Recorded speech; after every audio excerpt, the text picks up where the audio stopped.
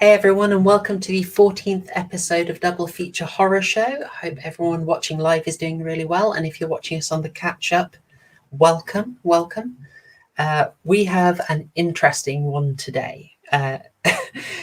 Definitely an interesting one. I think, Haryan, that crime guy, you had an interesting experience, huh? Yeah, it wasn't quite what I was expecting for it, especially from a film that Radcliffe had chosen, but I enjoyed it all the same. It was a nice surprise. I think I'd describe it as. Yeah, this has been under the hat for a while. I've been approaching people, asking them if they'd consider coming onto our fun little horror stream, and I like the way Radlib thinks, and I find it interesting to ask people to sort of step a little outside of their usual topics and mix it up a bit. And when he said that the horror film he was interested in talking about was Army of Darkness, oh man, Made you very happy. How can you say no to that? How can you say no? Radlib is not with us at the moment. He has to be in a meeting, but he is going to join us about halfway through after we've dealt with the topic of this week's episode, which is going to be talking about my weird little idea called encroachment theory, or the near-far theory of horror. That is something we're going to cover eventually. But before then, of course, before all our guests are here, we are joined as ever by co-hosts Haryan. How are you doing, sir? Hello, what up, my drillers, etc. And that crime guy. Hello. Hail the crime What up, guy my this shivers? week. Hail the crime guy. And you brought any sugar with you? Oh yeah. Give me some sugar, honey. Give me some give me some sugar, honey. I trust that everyone who did their horror homework has gone out and tested the line "Give me some sugar, baby" in the wild. Well, I only had about 18 minutes because I've literally just finished watching it at time and a half speed. And I will say this, right? I mean, the film, the film's comedy elements is pretty nice, but when you've got it like cranked up to 1.5 times to fit it all in, it's kind of like watching Benny Hill. And it was brilliant. Half the film's filmed at 1.5 times speed, it feels like. There is a bit, isn't there? Yeah, there's loads of scenes that sped up. I was just half expecting. Did you not have enough of that? Like, there were sound effects, there were little clown honks. I needed more. I didn't know how to feel about that, and then there wasn't enough. Yeah, and there was a lot. Yeah, and then it just carried on. I'm like, okay. This is this type of film. Then I can handle that. I think it surprised everyone, but it is beloved. It is absolutely beloved. What can I say? It has a Rotten Tomatoes rating from critics of. Would you like to guess? I'm going to say 78. I think I read on Wikipedia it is 76. Yeah. Well, heck, that is. That is within the margin of error of a couple of points. Yeah, it's high 70s. The audience score, as you might expect, like 99. A little higher. I'll say about 84. 87. Oh, 87% fresh. Nice. Hello, everyone in chat. Empire, have we not pleased you? Oh, super cringe film. My dude. I can see why you'd say that. I was a bit cringy until I fully got the tone of it, and I'm like, I can live with this. I can see it. Yeah, I can see it. Before we get into the topic, there was I just guys completely historically inaccurate. You know what? You're not wrong. Was this made by the same people who did Battlefield 5? Why did they have crossbows in the 1300s? It didn't make sense. Oh, why do they have a car? Well, that came through the vortex with him, didn't it? Wow. Yeah. There's no historical art. It didn't go back with him, though, did it? No, true. Oh yeah, he made one. Well, we're ruining the talk. Stop it. We can't. We got to hold back. Hold it in, guys. Hold it in. Hold Zip. it in, guys. I'll note that the car, the Oldsmobile, is maybe almost contractual at this point. If you don't know, it's sort of a thing that Sam Raimi does. It's one of his trademarks. Is he always sneaks his car in, even when he does a 1800s western, The Quick and the Dead. He snuck his car in and just sort of hid it in the background in one scene. Amazing. But, that same car turns up in everything, gets destroyed in everything. You're going to be on the lookout for it. Seriously. No, I believe you. You're just why? Hang on. So hang on. Let me get this straight. So it's like Joss Whedon's feet or Quentin Tarantino's trunk shots. So are you telling me that Sam Raimi's car is in the Spider-Man movies? Yeah. What? In all of them. No way. All right. Okay. I'm going to stop sharing. I'm going to find you the Oldsmobile. Right. And I still haven't found a better way of sharing my screen yet, guys. You should have been ready for this. I mean, I got a treat for you. I did get a treat. It's an Uncle Ben's car. Oh, look.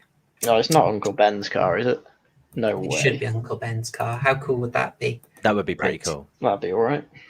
The other thing he slips in is Bruce Campbell, A Fair Amount. Yes, actually, yeah, because he was in. I do remember him being in Spider-Man because he was the usher, wasn't it? Was the ticket guy, or the dude who stopped Peter Parker from going in. That's his car. He was, but only in Spider-Man 1. He is in every one of the Raimi Spider-Men. Yeah, we'll go with that. Spider-Man films. Spider-Man, please. But he has a different role each time. Yeah. So he is someone in the boxing realm or wrestling realm in part 1. He is a maitre d' to the theatre. Sorry, he's a ticket guy at the theatre in part 2, and he is the waiter hamming it up beyond all belief. That's right. Yes. Yeah. Oh, mate. But yeah, look, there's your Spiderman. Did you say Spider-Man 3 is a horror film? I don't know. I had a good experience with it. There was that interesting factoid you noticed about evil Peter Parker. As soon as he turns evil, he answers the phone and says shalom. Do we want to risk that? look, I'm just saying what's in Sam Raimi's film, all right? It's just, whatever Sam Raimi may or may not have noticed is, not up for me to discuss. Don't notice things, guys. Your life will be so much easier as long as you don't notice things. I'm trying. I'm sorry. Empire said this, so I've got to do it. Oh yeah! Rest in peace, Macho Man. Rest in peace. What a legend. Bless. Yeah, it was not our intention to follow Army of the Dead with Army of Darkness, which uses the phrase Army of the Dead copiously, but sometimes life just surprises you. What can I say? I kept misquoting it when I kept misnaming it, especially in my stream last night. I'm going off on a rant about Army of. I can't even remember which one it was, but either way, I was quoting the wrong name. Oh, nice. Nipple Knight, if you're wondering where the accent is from, you are fine to keep wondering. It's nice and amusing for everyone. But mostly Middle England. Mostly. The South, like the rest of England compared to me. Yeah, it's cool. I think it adds a bit of mysterious allure. I won't say before we get into the topic. I'm a tad spellbound. I watched a film this week that absolutely blew me away. We have to cover it. We have to do it, guys. Have you heard of Triangle? No. Okay. It Go on. looked trashy. It looked cheap. It was one of those. It was in quite far down the Netflix horror genre pile. You know, when you're a bit desperate by the time you get to that bit. Desiccated Limbs has seen it. Good man. It's around the level where you start getting a bit desperate, but before all the Bollywood horror comes in. Wow. So Good one. it's hanging around zombievers, killer mermaids. You know, and I just thought, oh no, not a chance, not a chance. I watched it and I could not believe it. This film was absolutely amazing. We will cover it. It's one of those head scratching kind of deep films with a really interesting gimmick that actually kind of works. There's a tiny bit of we can quibble with it. There's a certain amount where the plot makes no sense, but you breeze right on past it and you don't even notice. But I wanted to give a shout out to the chat that if you can, try and find Triangle.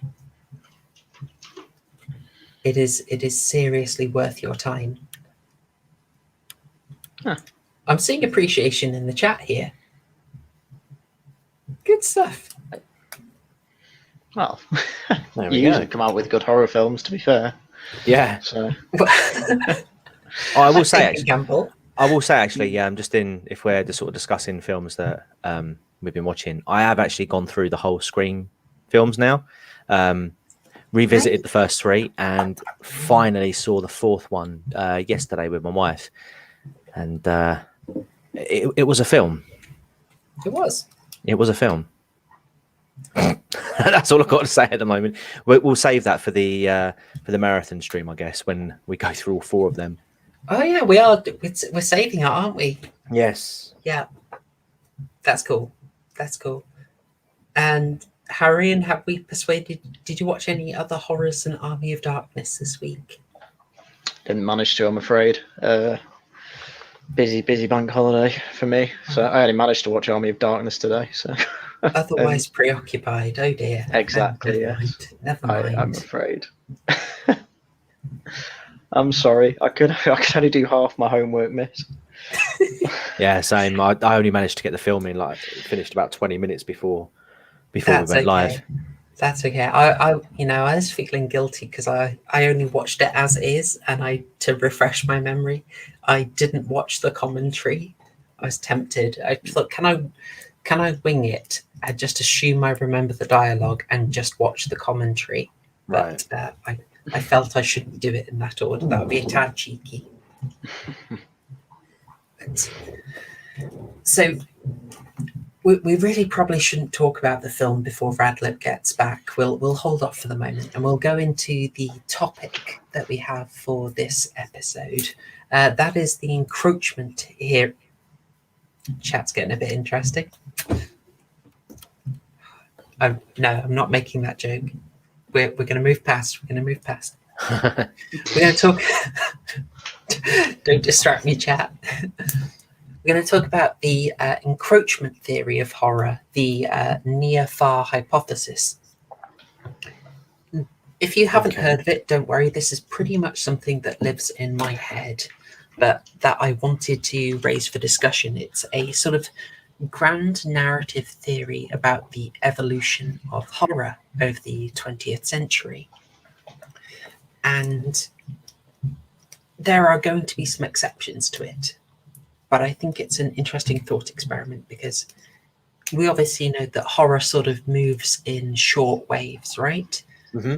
You have this sort of sci-fis that encroach into horror in the 50s. You move into sort of the more arch hammer horror amicus era, especially when censorship relaxes and you get to splash a bit more red on screen. Mm-hmm. And then you're in the 80s, you're sort of firmly in glorious latex-enabled gore mode. Farbod Radlib is in a meeting. He's joining us in the second half. So he'll be in for the film discussion and hopefully a little bit of the topic. In fact, did you summon him? Farbod, did you summon him? We have a Radlib, folks. Someone must have turned the money printer on. All right. There we go. Hi. Hey. Hello. That is efficient. That is efficient. Oh, fantastic. Tell you what, we didn't even get into describing the theory, so it's good. Let's take a pause and welcome Radlib, I guess. First time on the channel and possibly first time discussing horror on a stream. Yeah, that's true. I do like movies. Actually, I went through a period of time where I had a film reviewer I liked, and he used a 4-star scale. And I was single and just kind of had nothing to do. So I started just watching through every movie he had assigned 4 stars to. And then I got through that and I started working on the 3.5 stars. I think I got through that as well, and maybe even started on the 3 stars. So I do sort of have a broad interest in cinema, though not necessarily super focused on horror. Ooh. But is this the time to give some of my background on horror before we go back to the encroachment theory thing? Oh, I would love to. Can I just ask, the reviewer you're interested in, was that Halliwell's? No. I got really super nerd oddest movie reviewer of all time.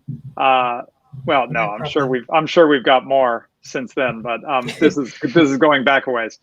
James Berardinelli. Oh, I have not heard of him.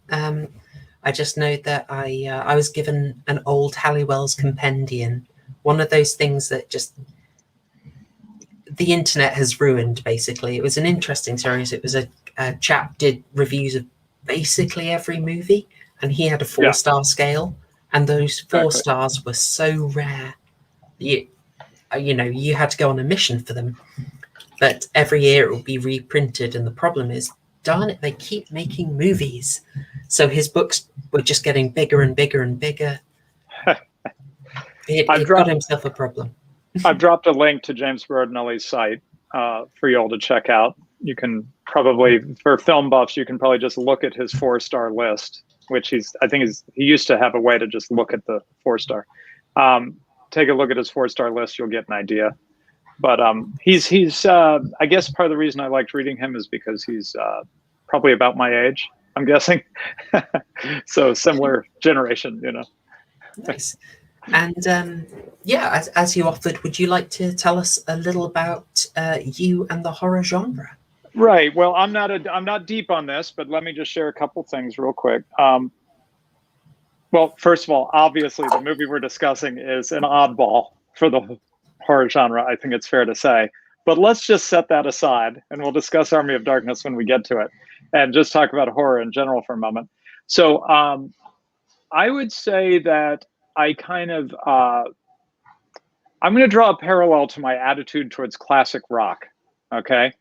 In high school, I was dismissive of like Pink Floyd and Led Zeppelin and people like this, bands like this, because the Burnouts listened to them, and I wasn't a Burnout. And I figured if they are into it, then you must have to like be on drugs to enjoy it, which would indicate that there's something wrong with it, So and then later I started listening to Pink Floyd myself, and I was like, wow, these guys are brilliant,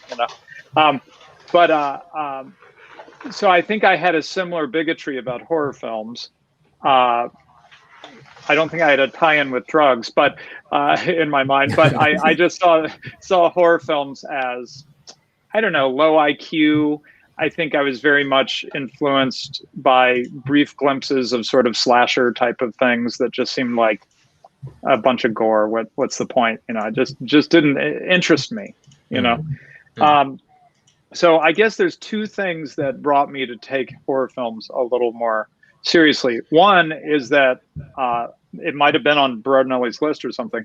I watched a couple of sort of the classic pillars of the genre, right? Like Halloween in particular, which probably is my favorite straight on, non-oddball comedy horror like Army of Darkness. So it's just a straight on horror film that's meant to really scare you.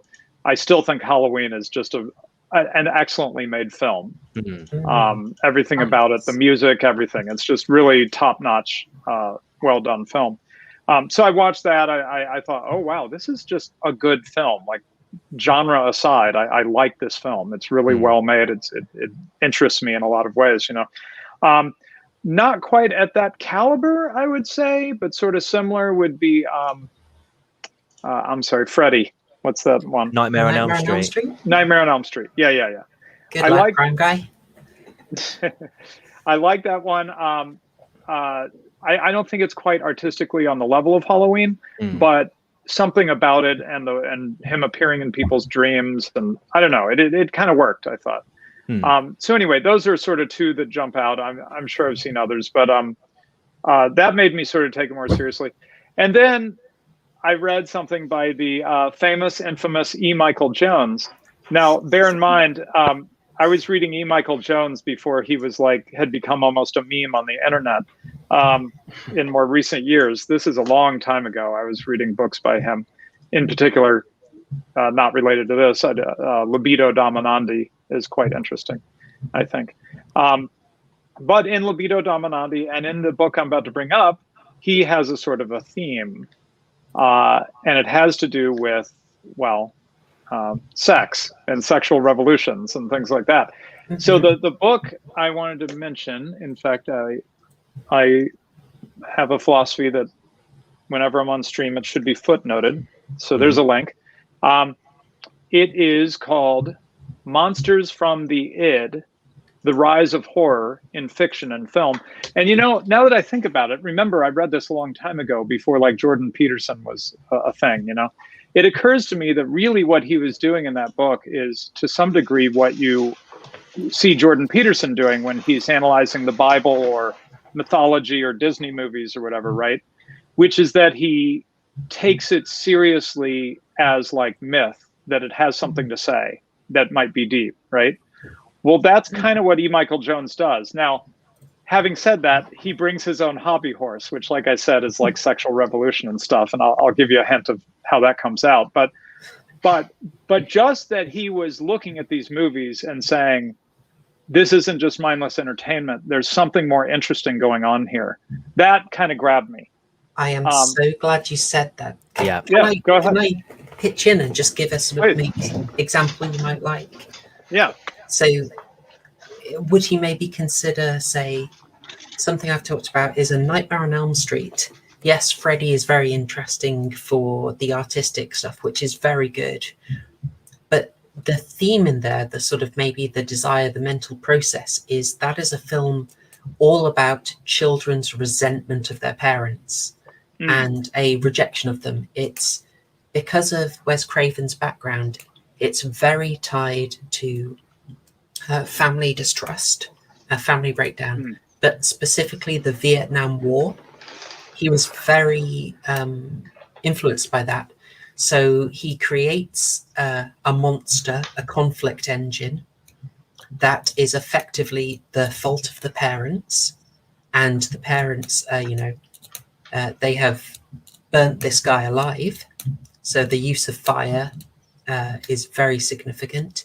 And then the impact of this, the result of the parents' failure, the parents starting a conflict, then comes back to involve their kids, and the kids are being attacked outside of their home environment. They're being taken. Very interesting. Happening somewhere else. So there's a lot I'm remembering probably the main character. I'm forgetting her name. Screaming at her mom and saying, "Why didn't you just tell us? Yes. Why did you hide this from us?" Basically blaming her mother for what's happening, right? Yeah. Essentially. So sorry to cut you off. I was just trying to. Yeah, no, right. Okay, it's just a way of looking at the film and taking it seriously. Yeah, so I'm glad you gave that as an example, because that's a more sort of neutral way of going about this thing of looking for something deeper in a horror film, right? Well, let me give you the E. Michael Jones flavor, all right? So the E. Michael Jones take on, it seems, almost every horror film is that it is a way to acknowledge the destruction of the sexual revolution, which can't be talked about. Okay, so it's basically, his point is that it's no longer acceptable to express regret about the sexual revolution because it's just too accepted in society and everything. So if you just came right out and made a movie front on attacking the sexual revolution, it wouldn't get funded, it would get shut down, right? And so his argument is they have to be more subtle about it. And so in the horror film, especially when you think about something like Halloween, you have this theme, right? Which you guys must have talked about before. It's a cliche that, you know, whoever is being sexually promiscuous is going to get murdered, right? Yeah. And it's only the virgin who can save the day, right? Like in Halloween. Yeah. Who's going to make the Scream reference? Who's going to do it? Well, I was going to jump in with Friday the 13th. I mean, that's pretty much the theme right. of that. So right. So this example. this became something that eventually became self-conscious, but you know, that they joke about it and stuff, right? The last virgin alive or whatever. There's a name for the trope, I think, at this point. But anyway, he says that when they were originally doing it, it was a way to talk about the thing that couldn't be talked about openly, right? Which is that the sexual revolution happened. There's all kinds of STDs and divorces and all kinds of destruction coming out of the sexual revolution, but we can't talk about it. So we make a horror film where the monsters of the id, as his book is called, the monsters from the id arise and come out in some other way, in our dreams, in Nightmare on Elm Street, through a crazy person in Halloween, so on and so forth. But the sort of the karma of the universe is visited on us because of the Pandora's box we opened with the sexual revolution. So there you go, the E. Michael Jones thing. I'm not, as you can tell, I'm not necessarily ready to say that that's the key to unlock all horror films, right? Which almost seems to be the position he takes. But it was thought-provoking, right? One more example before I leave off with that, which is Alien, the movie Alien, which of course is a sort of sci-fi horror, right? Yeah. And in Alien, he says it's dealing with like abortion. And because remember, the most striking thing about that everyone remembers is that something is born out of the man's like womb area, right? But it's horrifying, you know. So in E. Michael Jones' view, this is sort of the anti-life view of birth and everything, right? That I've got a monster in here and it wants to destroy my life, you know. And then, which makes it very interesting to think quite a few films later, and I don't know that I saw him writing about this, but quite a few films later, you might remember, I'm sorry, who's the main character played by the tall lady, Sigourney Weaver? Ripley. Ellen Ripley.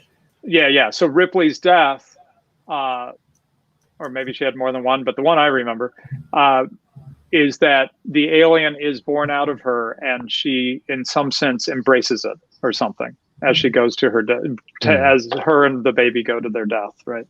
So, you know, you could do a total psychoanalysis on that one, you know. What in the heck does that mean?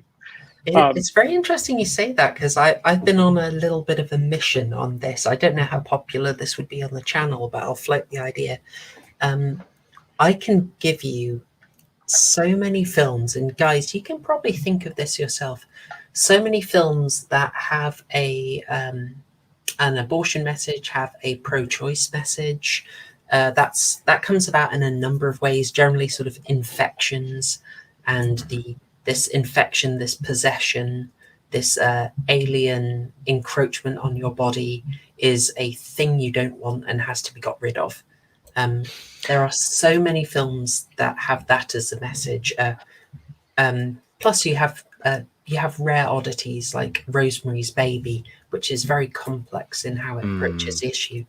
And I just got thinking, like, are there any pro-life movies? And I have precisely one. And it's probably not a reading that many would support, but we can maybe discuss it another time. But Robert Eggers' The Witch is about the only one that I think can be read as a pro-life message. This is a fairly recent film, if I remember. It is. It is. I think it's 2015, it says, right? 50. Wait. Now Yeah, then. this is with the big-eyed lady, Anya Taylor-Joy. Yes. Yeah. That is, I mean, I'll give the reading quickly. You know, the family escape society because they feel it's gotten impure, and the threat comes to them. This is going to be a spicy reading, guys. The threat comes to them from women who live outside of the society, and they sacrifice babies to gain power and be able As to you do what do. they want, and literally move up in the world. They can literally fly and gain great status with their sacrifices. Hold off your downvotes if you don't mind. It is a reading of the film. It is an interpretation. That might be the only one that's less hated than my reading of The Matrix, but we'll skip that. Well, it's funny you bring all that up because just recently, not related to watching horror films or anything, I had been posting on Twitter about child sacrifice. That in the ancient world you see, especially in the Bible, you see that when a society degenerates to a certain point, it just starts sacrificing its babies to, well, demons, I would call them, but to the gods, you know.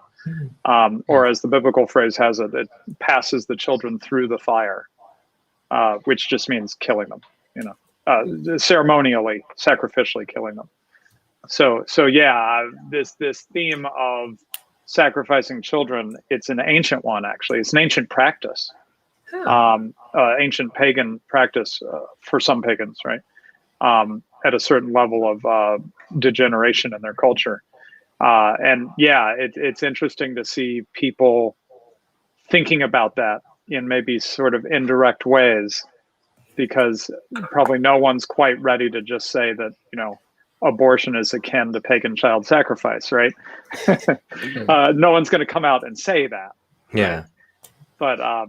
But you might want to look again in the E. Michael Jones spirit. Look into fiction and see if people are thinking about something like that in The Witch, or, you know, coming at it indirectly, right? My readings tend to be a tad unconventional and unpopular, so if someone else has got there, I will be very happy. But this is this is very fortuitous what you've just raised there, because this is perfect for discussing the topic. Yeah, please segue. Yeah, I mean, if you've handed me a segue on a golden platter here, Radlib. So encroachment theory is my idea. I mean, I kind of avoid reading around in some ways because I don't want to steal other people's ideas. But it was inspired by something someone said about the book In Cold Blood. Essentially, films are influenced by many things. The sort of id of the society informs what can be popular to an extent. Obviously, the ids and the minds of the creators generally get first dibs on the messaging and symbolism in a film, but also the public sort of decides what sits with them. And if something catches the spirit of an age, it's more successful. We talked about horror moving through phases where you get these innovations and you get these fads. So the slashes of the 80s, the extreme body horror of the 80s, comedy horror of the early to mid 90s and mid 80s, where you have a sort of general cynicism and I would say less more irony in the open culture, where it's cooler to not care, it's cooler to be punk. Hey Charlie Chieftain, how you doing? But there is a broader trend, so I want to withdraw back a bit and talk about an overall trend that largely applies to the 20th century, which is the move from horror films having the threat be distant and less real. So you start off and you're having your classic monsters, So your enemies are literal fantasy creature monsters. Before we get into what they represent, they are happening far back in time. They're happening far away. Even when you are in the period of the Hammer horrors, you are dealing with fantasy settings, castles, monsters, unreal creations, and this is horror effectively kept at a distance.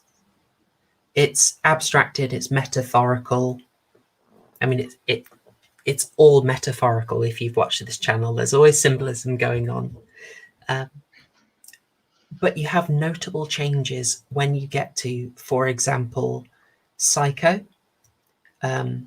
where Peeping Tom, at this point, it's kind of in your contemporary time here, the horror. It's a little out of the way, but it's, you've gone off the beaten track. If you go wandering in society, you might end up in a bad place with a bad person there. But you also start to see a move, absolutely, by the time we're in sort of 1974 for Black Christmas, 1978 for Halloween.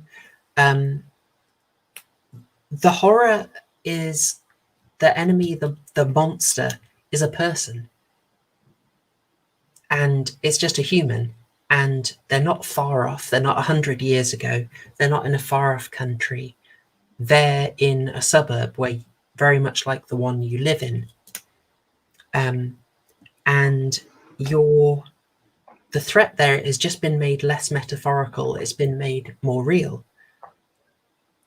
And you then move beyond that, slightly skipping body horror because it kills my argument. So let's not mention that. Charlie Chieftain, yes, I've seen The Mouth of Madness. It's brilliant. We will cover it. We have to. Sorry, you now, after a couple of decades from that, where it's not just in suburbs, you're starting to get it in urban areas. So, The Brood would be a nice example of that. Rabbit's a good example of that. Let's talk also, say, People Under the Stairs. Dawn of the Dead, of course, features urban areas. We're getting really into just like people's lived realities are now being made a place in film that are under threat. And then the ultimate change, Scanners, good call. Yes, Charlie Chieftain, Scanners is a great example of that. And coming slightly ahead of where most of those films are. Mergu, yes, Leprechaun in the Hood. Do you know Leprechaun went to the Hood twice? Wait, what? Leprechaun, he went to the Hood twice. Yes. Hello there, what's up, me bitches? A silly thing, but it proves my point, right? We're moving urban, and of course, Jason Takes Manhattan.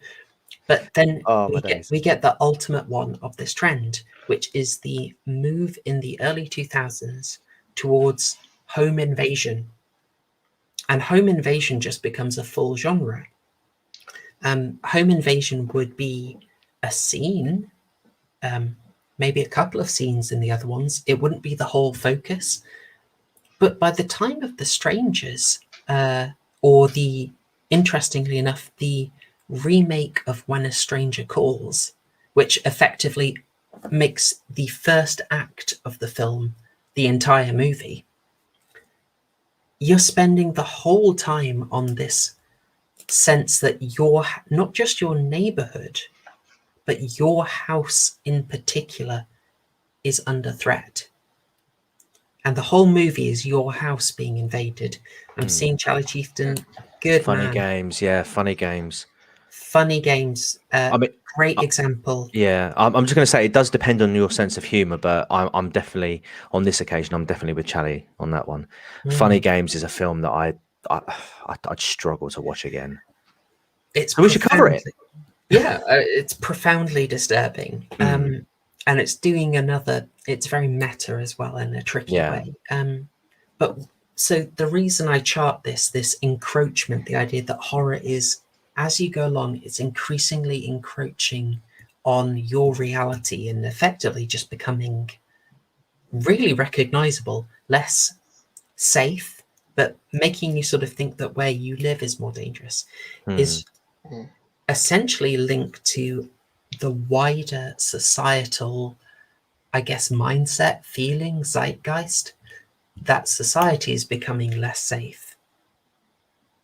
Yeah. What was that film that came out in Britain? I can't remember the name of it. I based in don't. the UK. So when you say the home invasion becoming a thing of its own, I was just remembering a film that I wouldn't have classed as a horror film exactly, but it sort of fits your theme. Did you ever see Panic Room? Yes. Is that Jodie Yes. Foster? Yeah, I Yeah. liked that movie for some reason. I forget what it was. Very I think good. I wrote Interesting pacing. I wrote about it somewhere. But yeah, it's that's what it is, right? I mean, they have a home invasion and then they hide in their panic room, and it kind of goes from there. But yeah, I just remembered. Sorry, one more. I hadn't watched horror for years, and because of my oldest, who's gotten interested in this genre, we just watched. Me and teenagers just watched Hereditary from 2018. Yeah, not exactly a light horror film. No. But anyway, yeah, I was just reflecting on Hereditary in the light of what you're talking about, which feels very personal, very in the family and in the home, right? Yeah. Now, eventually, you realize that there's some threat that seems to be sort of from outside the home, but most of the film, it seems to be very much in the home. In fact, the home in I was really struck in Hereditary visually and the lengths they went to do this. The house itself is practically a character in the film, which I'm sure there's other films we could think of where that's the case, right? In fact, one I've never seen, but I feel like I'm missing is, isn't it House on the Hill? I think this is sort of a classic of the genre, right? House on Haunted Hill? House on Haunted Hill, maybe? That might be it. Oh, are you thinking of a longer one? Longer form? It might be The Haunting of Hill House. Which one's better? Honestly, I would say Haunting of Hill House is one of the best things to happen in horror for a long time. It's absolutely astounding, and long form horror, I feel, is very hard to do well because horror is such or fear is such an intense feeling. It's quite hard to sustain. This is a mini series you're talking about. Yes.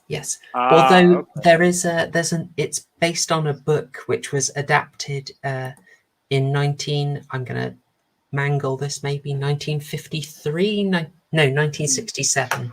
Robert Wise. I'm going to look it up.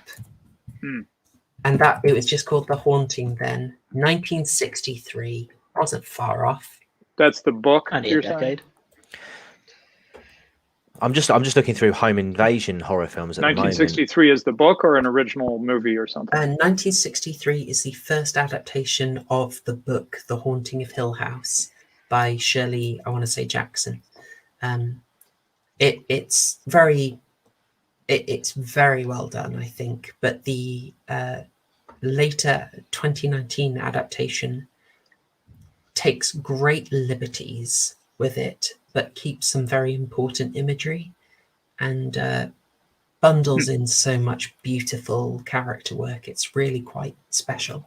We reviewed the follow-up, The Haunting of Bly Manor, and I think that went down pretty well. Haryan? Well, yeah, it's the best thing. It's the best series I've ever seen in my life. So, which one, the first or the second?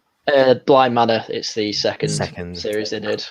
Both are worth watching, definitely. So, and I'm sorry, it's called The Haunting of Bly, B-L-Y Manor. Yeah, that's Bly, right. Yeah, It's an adaptation of The Innocents. Sorry, it's an adaptation of Turn of the Screw by Henry James, but it is a very loose adaptation. And it takes in a fair amount from the 1961 or 1962 adaptation of that story called The Innocents, which is very disturbing. But how can I say it? It's light on explicitness, but it is very disturbing. Okay, so I just dropped it in the chat. The original 63, The Haunting, which you're saying is an adaptation of the same story that is done in The Haunting of Hill House. Drop that link, and that's 2018. And then The Haunting of Bly Manor is just last year. Yes. Yeah. Wow, I had not heard about these two miniseries. Fascinating. And what's interesting about Bly Manor, Radlib, is they'll use a lot of the same cast for And Bly Carla Manor that they did Gugino is in the first one. Yeah. Sort of well, I don't know if she's A-list, but she's well known. Oh, she's grand. She's grand. It's impressive stuff. If you do try it, it's quite intense. So how can I say, it's not very explicit, but it is intense. Right. I've tried showing it to people. Some people found it too scary, but it depends on what people can go with. I guess I have a mild preference for, maybe more than a mild preference for, what do you call it? Psychological terror kind of stuff, as opposed to like blood and guts. Oh, you'll like it. I think you've got a much better chance of liking it then. It's very psychological. I think we're talking psychological horrors, definitely. Yeah, one of my favorite movies that would not really count as a horror movie. It's a detective film, right? But the original Manhunter, the original adaptation of the Hannibal story called Manhunter. Oh my goodness! Yes, I love that movie. Oh, I find it deeply moving. Now, to be fair, I grew up watching Miami Vice, and it feels like Miami Vice as a film about a serial killer, but in certain respects, in terms of its production and music and stuff, right? And even some of the actors that are used. But having said that, I thought the story came out. I actually read those books, and I found that movie probably had more heart than the book it was actually adapted from. Wow. This might be of interest to you. I'm going to look it up for you quickly, because since you mentioned Manhunter, Tom Noonan, who was in there playing the Tooth Fairy, he turned up recently in an absolute beauty that we're going to have to do eventually. Oh, Noonan, yeah, the tall guy, right? Very tall guy. Boy, I mean, he was so good in Manhunter. Oh my goodness. People might know him. So compelling. Yeah. I think few people will know him from Manhunter. Many more will know him from Last Action Hero.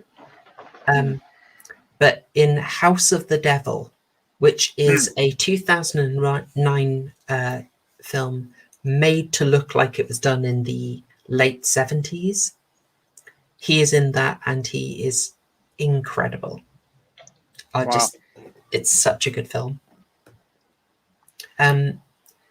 So yeah, I mean, I thought I would float the encroachment theory of horror, that effectively we are slowly dropping more obvious metaphors and bringing horror closer to home as almost a representation of a zeitgeist that actually we're feeling less secure in society. Society itself is feeling more dangerous, and that's reflected in the horror we're watching.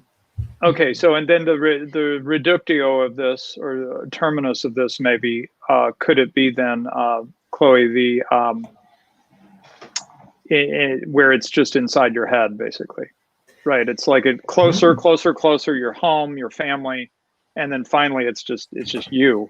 And I'm having trouble coming up with a really good example of a movie like that, but where, you know, you get to the end and you realize that this was just all in this person's head and they're just mad, you know. I could name some, but anything I name would be a spoiler. Right. Well, there's that. Yeah. Guys, can I spoil one movie that is quite old now? Can I do that? Yeah, do it. Right. The Machinist would be an example of that. Oh, but I'd also point out that I want to say it was 2009 again. I'll just have a quick look for À l'intérieur. We actually already had a horror set inside the womb, or partially. It's it's a French movie. I'm failing to find it here. When was that done? Christian Bale looks extremely thin in The Machinist. My goodness. Apologies. À l'intérieur was 2007.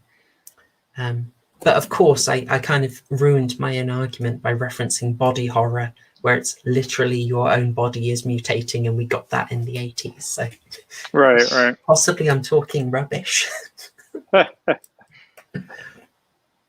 I thought I would float that as an interesting way to,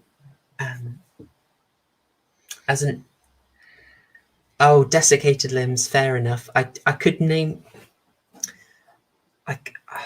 I can name you one that's the perfect example of it. It's not one I'm a fan of, but I could. Can I spoil another one completely? For an it was all happening in someone's head all along. What's that? You may as well. Okay. Go on. I don't think it's a good movie. You're not missing out. Inside. Identity. Was one of those ones where the revelation is literally everything and everyone was in someone's head. Mm-hmm. Spoilers. Right. It wasn't a good movie. See you, Charlie. Nice seeing you.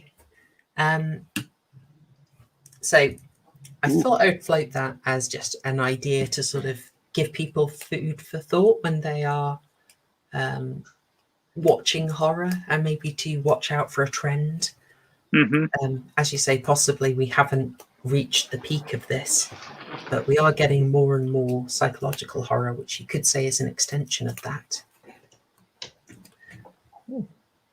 Man, look at this cast and Identity, and they screwed it up. That's sad. John Cusack, Amanda Peet, Alfred Molina, Rebecca De Mornay. Good Lord. Tragic.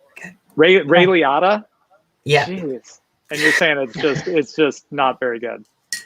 I mean, if you like a popcorn movie, it's got some nasty bits. It's somewhat incoherent. I can't recommend it. I felt very, very cheated. Hey, so back to the thing about deeper themes in horror, really quick, just a stray thought, Chloe, Sure. which is that I guess that is what I didn't expect. My bigoted view of horror before I really gave it a shot, right, was that it would, maybe give you a good scare, kind of entertain you or distract you at least briefly. But sorry, distracted because I see my daughter in the chat. But ultimately not something that like leaves you with something to think about. It doesn't leave you with a feeling of being haunted, right? It's more like, well, that was nice. We went to the theater and people ran around and people got killed and there was blood and, so that was sort of what I thought horror films would be. Now, of course, when they're bad, that is what they are, I think, right? That's the common criticism I'll see if I see somebody giving a low review to a horror film. They're basically like, yeah, it was a lot of, scares and blood and guts, but just, it left me feeling empty, right? Whereas the horror films that really impressed me, they really leave you with something to think about, even if you're not exactly sure what it is. But you just have this haunting sense that there's more here to chew on than just after the scares are over, right? Well, and of course the acid test for that sort of thing is that you can watch it again. Yes. If all it is a few jump scares, then the jump scares don't get you the second time, and then there's no entertainment value left, right? If there's more to it after you've seen it once, you can watch it again and feel like you're unpeeling layers. Well, that's a good sign, right? Oh, and that is what we live for on here. Right. I suppose that sort of the flip side of that is sometimes I think we do have the best discussions about not great films. Haryan, any particular ones come to mind? Oh, had a few. American Mary. There it is. One I'm never letting go. There it Alive is. wasn't great. Army of the Dead last week as well. That was awful. But I love ripping into them. So that is kind of an easy dodge for us, because in the bad films we generally would talk about we just end up talking about plot construction and character and mood. But yeah, so there are a lot of, how can I say, there's an interesting thing about Friday the 13th, about why it is made, when it was made, and what's in it. Just what Crime Guy said about how it's carrying that message about sort of dangers of promiscuity, or rather, it starts with exactly that. And unfortunately, of course, that's sort of followed by a lot of very cheap cash-ins. Horror is cheap to make, and therefore it tends to get these very quick fads coming out of it. So there may be something with a lot of interesting stuff to say, but then it can be swamped by things that are a bit more opportunistic. So actually, if you don't mind educating me very briefly, you say horror is cheap to make. Why is that? That's not obvious to me why it would be cheap to make. I think as in budgetary, it's cheap to make. Not as in not as in that it is. I don't know. I don't know how to frame it, but why is it cheap to make? Okay, so the two genres that people tend to get started in are pornography and horror, and sometimes creators started in both of those. So Wes Craven and Sean S. Cunningham, Sean S. Cunningham is a guy who started Friday the 13th, is a good example of that. With horror, you tend to start with just fresh actors, unknowns. You're not trying to bring people in so you can cast very cheaply. You basically could just work with fairly cheap effects. So latex was very affordable. Blood is very affordable. People are they're not turning up expecting expensive action scenes, expensive gunfire. They will be quite happy with a cheap prop death. And got it. You can just sort of stick people out in a remote location, off them one by one. As long as you've got some decent effects, people will be generally quite happy. And complex, expensive stuff like big monster effects, you can dodge that if you take the approach of, say, Friday the 13th or The Burning, where you mostly do these stalker cameras, where you don't have to see any special effects on the creature. You're just sort of following someone around from their POV. That's very cheap to do. It's just going out in the woods with a camera and some 25-year-olds that you've cast as 19-year-olds, and and then you splash a bit of red on them. That camera as monster thing. Let's park that for Army of Darkness, right? And we'll come back to that. Yeah, I was just thinking Blair Witch Project. Isn't that a good example? Perfect. I thought it was pretty low budget, wasn't it? Yeah. Yeah, and I don't know if does it even ever show any monster or anything? Never. I don't. Yeah, it never does. Right. Yeah, so it is almost purely sort of just freaking you out through the sort of the tone of it, not through amazing, scary special effects or something like that. It's yeah, interesting. Okay, thank you. And it's funny that you say porn and horror are starting points, because I noticed that sometimes horror films seem a little pornographic occasionally. Yeah, there's a certain I try and keep this family friendly, so right. Let's say both are I'm not going to go there. There's a fascination with physiology in both of them, let's say.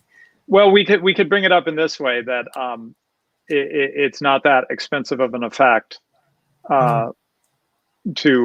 have someone take their clothes off, right? I mean, depends on the price people ask for doing it, but it's not a lot of special effects and stuff. It's literally God provides the special effect. You just remove the anyway. All right. Let's keep this family friendly, people. This is a family friendly Carnage channel. That's an impressive line you try to walk there.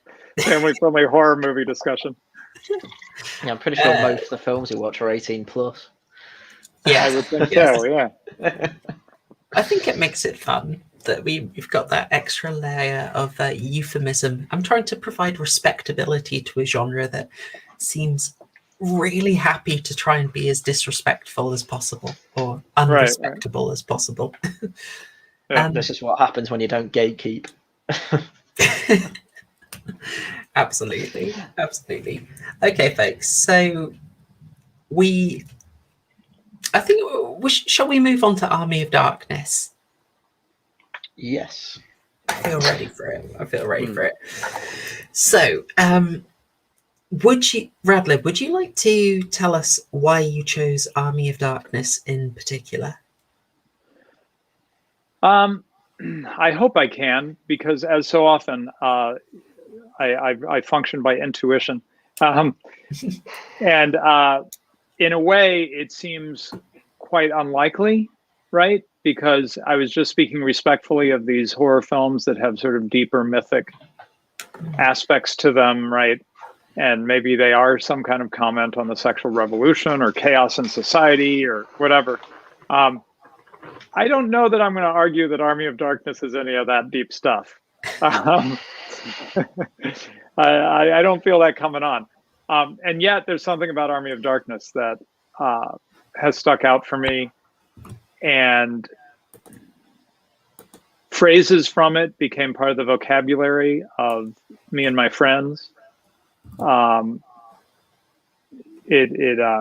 Somehow it's very quotable movie. Oh, yes. And it's not just the quotes, though, right? It's that I go back and I'm like, yeah, why is it that I like that line so much? Beyond just finding the line quotable, independent from the movie. I go back and watch the scene and I'm like, oh, yeah, that's good.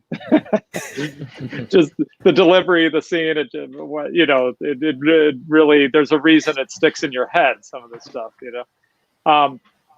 The other reason I'm sort of starting why it's strange that I picked it, and then we'll come back around to why I picked it. So it doesn't, I think, seem super deep from my point of view. Also, it has at least one aspect that I just kind of don't like at all, just isn't to my personal taste. And that is that it's got a bit of like slapstick. In at least one scene, it's just straight out Three Stooges. I mean, I'm like, I've seen this Three Stooges scene. They're just redoing it with, a skeleton and Bruce Campbell instead of the Moe, Larry, and Curly or whatever, And I never particularly liked that sort of thing. And I do remember watching Three Stooges when I was young, but that's because I watched everything and was babysat by the TV. But I don't think I ever really liked it, and I didn't really seek it out unless you count Jackie Chan. But Jackie Chan special. But anyway, so that kind of physical comedy has not tended to be something I particularly enjoy. And I don't enjoy it in Army of Darkness, frankly. In fact, I remember watching it with my teens. And my daughter said, yeah, some of those slapstick bits got a little, outwore their welcome. I forget what phrase she used, but that was the idea. So those are the things that, I could say against it. It's not particularly deep, and it's got the slapstick element that I don't think much of. So why do I like it? Well, it's got that, it's a throwback, I guess, using your theory there, Chloe. It's a throwback to the fantasy setting, right? Yeah. It's not present day, unlike the first two films in the series, Evil Dead and Evil Dead 2. It's not current day. It's set in the past. And it's got castles, and I guess she's a princessy looking lady. It seems to be King Arthur is the lord of the castle, maybe. Yeah, I It's think Uh, so. Yeah. implied. I mean, It his name seems to is be Arthur. implied. But I think Yeah, they do Lord call him Arthur, Arthur. they call him. Yeah, so King they call him Arthur is Arthur. there, and of course, absolutely fantastical. Uh, skeleton monsters and so on and so forth. And I love castles. Anyone who follows me on Twitter knows that I collect castle recommendations, and I keep a list for my hoped for European tour of castles for a year or something if I could do it. And everyone tells me their favorite castle, and I add it to the list and why I should visit it. Anyway, I have a personal taste for castles. I find the Middle Ages interesting for deep reasons that we needn't go into here. So the setting for me really works. I really enjoy the setting, even though it's in certain respects it's a little bit of a send up, right? A little bit like what's the Monty Python, the Holy Grail. Yes. It's got a little Yeah. taste of the Holy Grail here and there. Where yes, we're in this medieval setting where we're actually trying to make it look a little medieval, but we're also kind of having fun with it, right? Not taking it too seriously. So I like the setting, and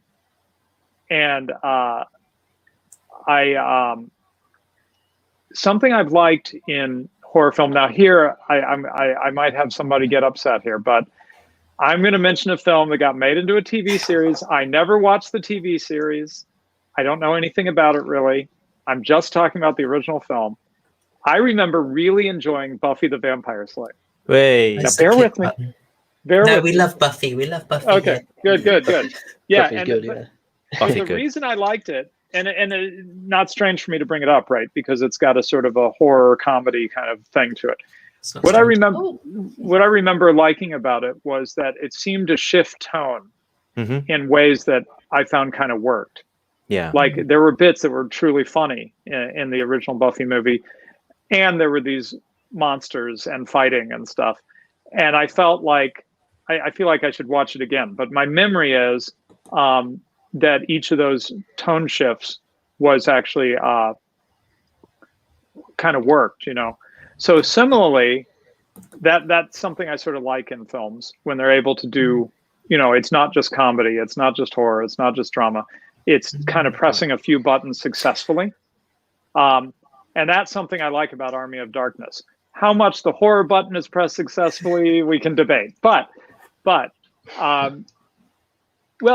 just think about Ash. And of course, this is my final thing to say. Ash himself is the central reason to enjoy Army of Darkness. Yes. Something about the Bruce Campbell's acting, the writing, the I don't know. They just really knock it out of the park with Ash. He's just an unforgettable character.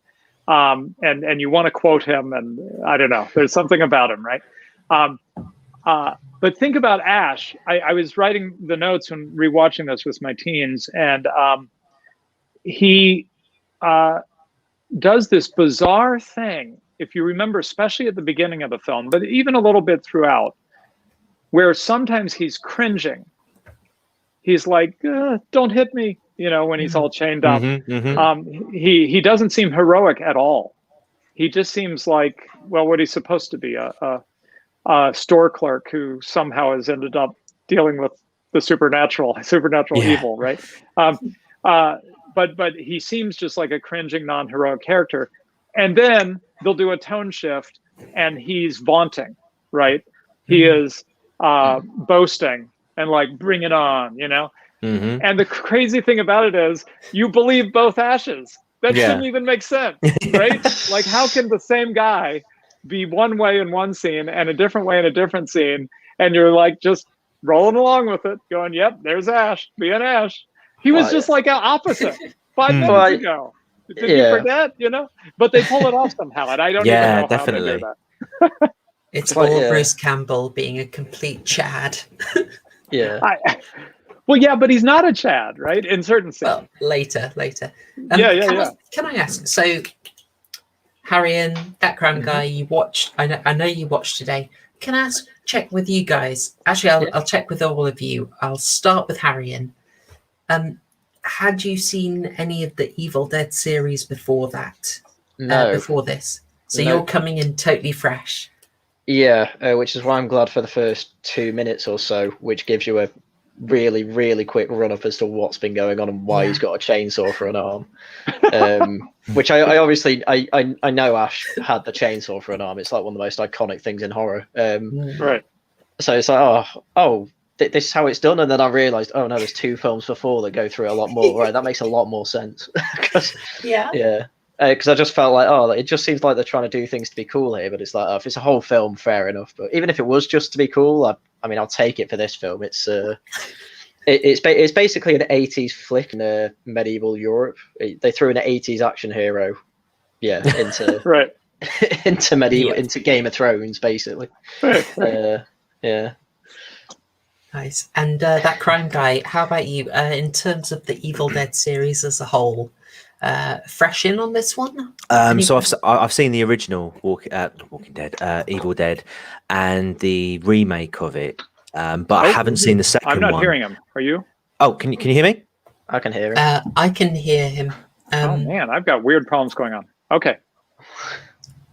Do you want to try again, TCG? Yeah. See Can you hear me now? I mean, we can hear you. I don't know if Radlib can. Okay, I'm gonna leave and come back in. So just let me back in because sometimes that fixes it. Of course, no problem. And that crime guy, if you want to, and the audience awaits for my background of Evil Dead. Drum roll. Okay, go for it, man. So I've seen the original, and I've seen the remake of the first one, but I haven't seen the second one. So coming into Army of Darkness, again, I hadn't seen that one either. But stupidly, I assumed, based on that quick opener, that this was the direct sequel to the first one. So maybe I have seen the second one, I just don't know it. But because I do distinctly remember in one of them, it ends with him going back into the past. And interestingly, number 2 then I've seen number 2, yeah. So, but interestingly, when I was sort of before and sort of during watching it, I was doing a bit of background. Sort of like trivia, and it turns out like the all 3 of the films can sort of like be directly sort of spliced together. I thought that was quite good. I think like a couple of minutes in the sequel can be cut out, and also in Japan this film was titled Captain Supermarket. That is awesome. Brilliant. No kidding. So I want to watch that version. It's exactly the same, it's just the name. I'm just thinking, how amazing is the voice acting for Ash going to be? Okay, I'm going to try and find us a German dub. If I'll try and do that at some point. I want to hear German Ash. Let's see how this goes. But imagine trying to duplicate Bruce Campbell's performance. I mean, goodness. Hey, so Haryan, what you were saying about 80s action guy and it's set in a medieval setting, that made a very bad movie come to mind. And I wouldn't want people to get the wrong idea. I don't know if you all can remember, but there's a movie that's set, it's supposed to be like a King Arthur film or something, but they're like doing very anachronistic things. Like in the joust, the crowd is doing the wave. And do you know what I'm talking about? It's an awful film.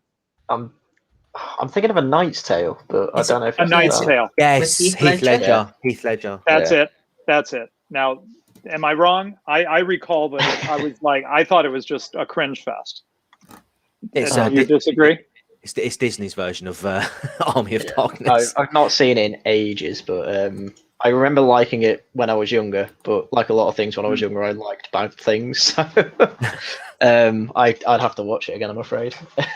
Right. I would just say if what Haryan said makes you think Army of Darkness is like A Knight's Tale, I would say no. Yeah, no, they're very different films. In particular, the anachronism is only Ash himself, right? Okay. See, I knew there was something. There was a reason. Oh, that's great, Captain Supermarket. Thank you for telling me this. My life is enriched. This is awesome. I only offer you this brought up by that crime guy as I failed to find German dub of Army of Darkness. I do have the DVD, so I might see if they've included it. But I was going to say, thank you for sharing that. That's awesome. I was going to say that that is something that, why is it that Knight's Tale bothered me so much? And yet I like Army of Darkness, where he comes in and starts giving his great S-Mart speech to the medieval peasants or whatever, right? Oh, yeah. Well, I think the reason is that in A Knight's Tale, they're doing anachronistic things and it just doesn't make any sense. They're just medieval people not acting medieval, right? In Army of Darkness, they kind of stick to the rules. Yeah. Now the rules might be crazy, but you know, if you can't deal with crazy rules, why go to fiction at all, right? The rules are crazy. Namely, a guy has time traveled from our time back to then. But within those rules, you know, King Arthur, Lord Arthur acts like Lord Arthur, and the woman I don't remember her name. The woman he gets romantic with never breaks character. Matilda's adopted mum. Right. And now Bruce acts like someone from our time, and he talks about things from our time. Yeah. And they all look at him like they have no idea what he's talking about. So it's a wacky premise, but they play it straight, if you follow me. Right. They never deviate from that. Yeah. Yeah, well, he's even kind of acting like a store clerk, like he's advertising the boomstick to them. down to saying the S-Mart, shop smart or something, whatever the slogan was. Yeah. I've got the quote here. All right, you primitive screwheads, listen up. You see this? This is my boomstick, the 12 gauge double barreled Remington. S-Mart's top of the line. You can find this in the sporting goods department. That's right. This sweet baby was made in Grand Rapids, Michigan. Retails are about $109.95. It's got a walnut stock, cobalt blue steel, and a hair trigger. That's right. Shop smart. Shop S-Mart. You got that? Yeah, then he repeats it. And then he shouts it again. You got that? You got that? And they're just all scared of his, as far as they can tell, magic wands. They're like, yeah. We got it. so for a little scene setting before we get into it, like let's just lay this out in the context, because this is something that makes it really interesting and weird about Army of Darkness is its place as the 4th/2nd film in the Evil Dead trilogy series, let's say. So for a little history, Sam Raimi started off in horror. See that thing people do. He went round his local town. He bothered every connection he had to get some money to make a short movie called Within the Woods. That is essentially the exact same plot as Evil Dead, or The Evil Dead, I should say. And that was but 30 minutes, right? Yeah, it was about 30 minutes exactly. And he got some of the techniques that he was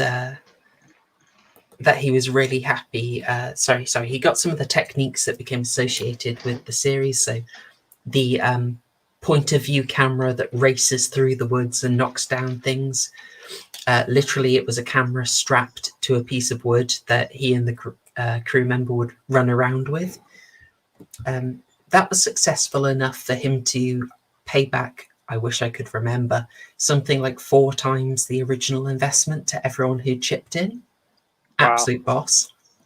And Sam Raimi then goes on. He does a couple of sort of short roles in horror, so things, kind of disposable video nasties like Chopping Mall.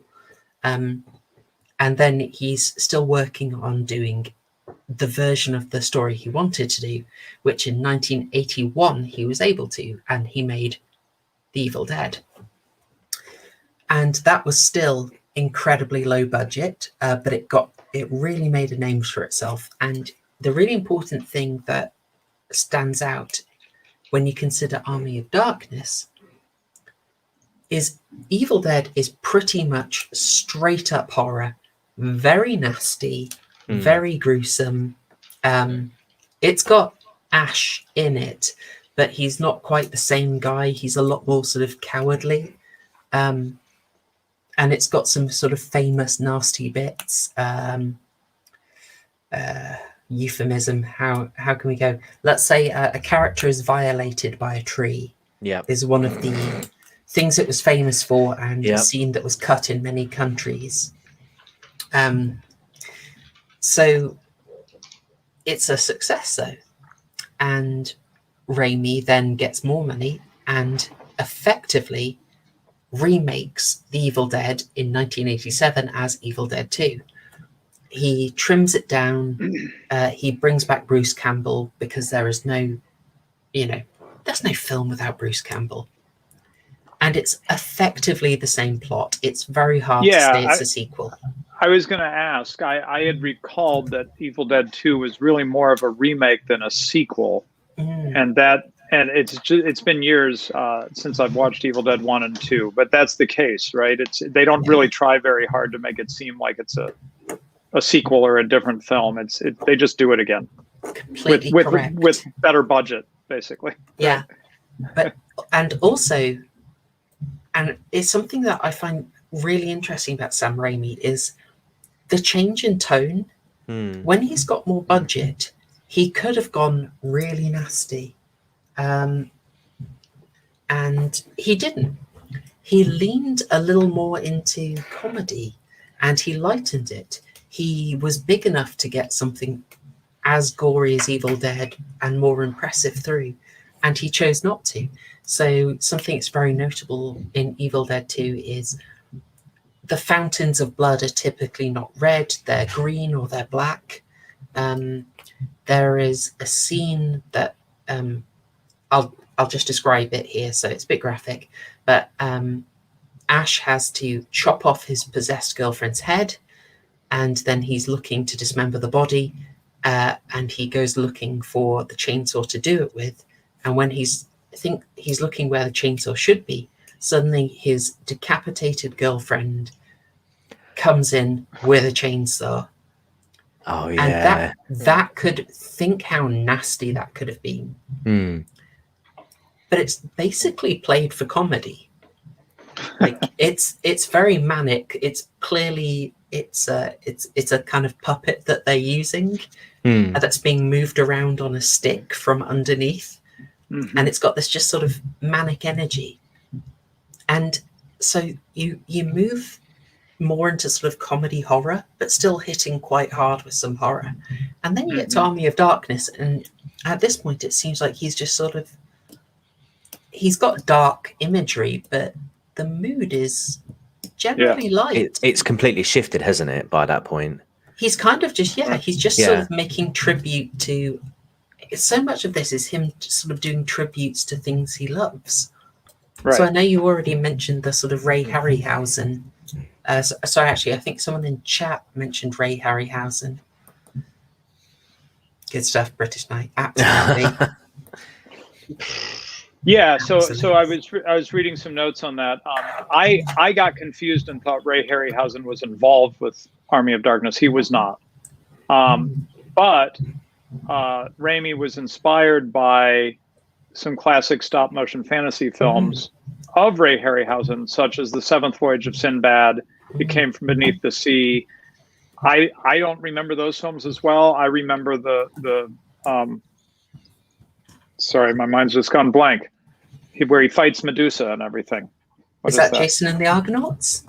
It's not called that though. Oh, shoot. Anyway, I'll look it up. But yeah, that's a Harryhausen, and it even has skeletons in it, as I recall.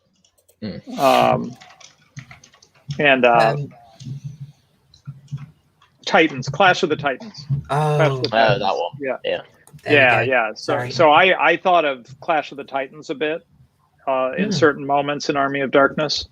But you know, the parallels are, number one, they actually use stop motion animation in Army of Darkness in certain scenes, right? It's not hard to miss, right? I mean, they're not trying to like fool you. It's like he wants you to know you're watching stop motion animation, right? Yeah. But at least for me, maybe because I watched that sort of stuff when I was young, that didn't bother me. I enjoyed the stop motion animation, you know. So there's that aspect of the Harryhausen films, but also the sort of the fantasy aspect. Right, the medieval setting is a little more of a parallel to the sort of thing, the mythic kind of settings that Ray Harryhausen liked to use, or I don't know if he was how much creative control he had, but the films that we're used to thinking of Ray Harryhausen in had more of that sort of fantastical, mythical, historical setting, as opposed to, say, present day setting, right? Yeah, and you also mentioned Three Stooges. That's absolutely inescapable. Inescapable.